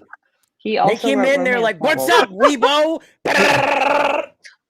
Bin Laden was definitely a Digimon fan. I think we can. Yeah, he probably had one of those things that you kept on your hip, like your Agumon thing. You kept on your hip. The more steps you make, that War Greymon. You know? Pol Pot was a very big fan of Gold Diggers of 1936. Yep. Emperor Yamato was really down with Kanye's stuff, you know. That's why he invaded Saddam America. Hussein was the one who wrote romance novels. I'm sorry. This conversation goes Mickey Mouse. We gotta move on. Love Mickey Mouse. This conversation goes any further. This stream's getting taken down, so let's go ahead and wrap things up. Holy shit! I mean, I'm surprised it wasn't taken down from that fucking clip. It's technically history, so they can't really pull it. Oh, who's gonna claim it? Who's gonna claim it? Goebbels? Is he gonna come No, back? YouTube will fucking claim Disney's it. gonna claim it. Technically, Fox has all the rights for distribution for Hitler stuff. So yeah, Disney would claim Really? it. Yeah. Oh, Why shit. would you want to own that? So the plot thickens. That's why it wasn't X-Men that they bought Fox for. They bought it for the Nazi rights. Maybe we are in the Hitler Snow White movie They after all. bought it so that they could relive the joy of seeing Magneto go into Auschwitz. I really think we're onto something, guys. That's gonna be one hell of a headline. Disney copyright claims black YouTuber for Hitler content. Nazi content. Hey, I think we're onto something with this Snow White being the Nazi Hitler, dream script. You know? Oh my god, man. Yeah, She's not Snow White. She's Snow Brown. true. She's true. brown snow. Hitler got fucking slush. Goerings and She's not Hitler Snow White. to She's slush. go around marching to hi ho, right? Hi ho, hi ho. No, is she Black Ice though? If she's brown slush, wouldn't she be closer No, to Black Ice would be like Sean Elise and Snow or something like that. Which black ice is actually a serious issue in Germany when it comes to winter. Yeah, that means you need more salt, and Rachel is pretty salty. I cannot imagine. I cannot believe that Pete unleashed Hitler on all of us here. All right, this stream is getting increasingly racist. So let's go ahead and just give this to Cassie, who's someone who's infinitely more racist than we can all dream of. I would be shocked if this live stream ends up staying up, specifically because we have said the Nazis and Hydra and all that are. I'll be shocked if there's not a yellow Castro sign. It might actually be more than that, sadly. But it was cool hanging out with y'all, man. Another one in the books. Hopefully it stays up on YouTube. If not, it'll be up on somewhere else, I hope. But yeah, definitely check me out on YouTube, Kick, and Twitter, Cult Classic Cage. All right, Nerdigans, you're up next. Well, you can always check me out on my YouTube channel, Nerdigans Inc. And this week we're going to do a live stream discussion for Boruto, which is coming back from a 3-month hiatus. It's really exciting. Other than that, obviously we cover manga and anime every day, and we are writing more content for Bounding into Comics, and I might actually be having another job in the works. So stay tuned for that. I'll keep you guys posted. Yeah, finally our girl's getting employed. Hell yeah. Another, yeah. And it's from a surprising source. Yeah, well, I won't ruin it just yet. Mm-hmm. Take My that cat is whining. He to not spoil it, obviously. All right, then. Cider, our good buddy. What do you got coming up, man? I don't know. I just do things. Okay, Johnson, what do you got coming up? Yeah. Exactly. Sorry. Orange Hat, what do you got? Well, I got all my earlier stuff from this week was pushed back a week, so I got MCU Sundays returning next Sunday with Black Panther. Basically, there's a Black Hitler in that movie. Wait. Also, we got Monday Mayhem, where I talk about the Sharknado movies. I'm up to the 4th one. God damn, these movies are nuts. Tuesdays are mystery reviews, except for when September rolls around after the mystery reviews, because I got pushed back a week. But next month is going to be just Tuesday theme streams where you don't even have to guess anymore. But next week's, which was this week's, or the hints are, it's a 2000s cop movie in Paris. And that should be enough for most people to guess. But Bridget Fonda is also in it. And Thursday night or Wednesday night, tomorrow night, I'm on my friend Mara Jade's channel, Jade Shadow, where we're going to be talking Ghostbusters for the 1s and 2s. And for Thursday night singles on my channel, we're going to be talking Dog Soldiers. So, yeah.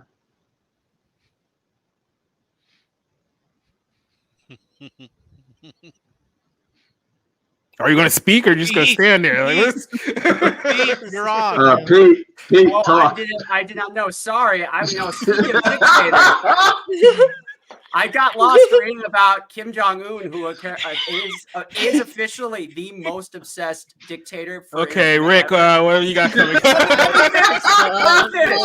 He was so obsessed, he kidnapped his favorite actress and made her appear in 17 movies. Holy shit. Well, I was planning to run for Holy District cow, 7 that's a in crazy the person. city council, but apparently people are going to suggest that I'm endorsing Hitler there, so I don't think that's going to happen. I'm so sorry. If I killed this channel and I killed Rick's burgeoning political career. Sorry, El Paso. It's all right. Well, you never know. I might make a comeback. All I've got coming up is my weekly haikus and more reviews, especially just keeping up with the Summer Under the Stars. I just posted one on Ronald Coleman Day, A Double Life. I highly recommend. Same for yesterday's Greer Garson, Random Harvest. So that's it. Just more reviews and my weekly haiku. Orange, it's good to have you back. Rob, hope to see you soon. And everyone, I do not endorse Hitler in any way, shape, or form. I just want that to be perfectly clear, even if Mexicans are now part of white supremacy.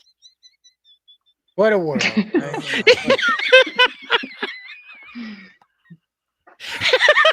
So, Friday, we're going to be reviewing Blue Beetle. There's going to be some lovely guests joining us for the Friday show. So we got that coming up this week.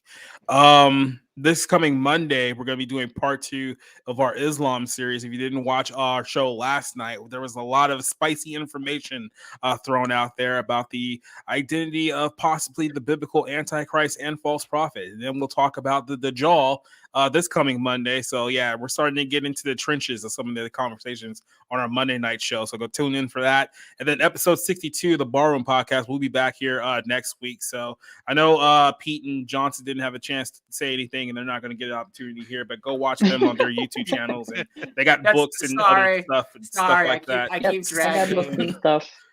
So to everyone, everyone, 1930s and this to everyone's up for our chat tonight. I will JC watching Lenny Riefenstahl movies, so there you go.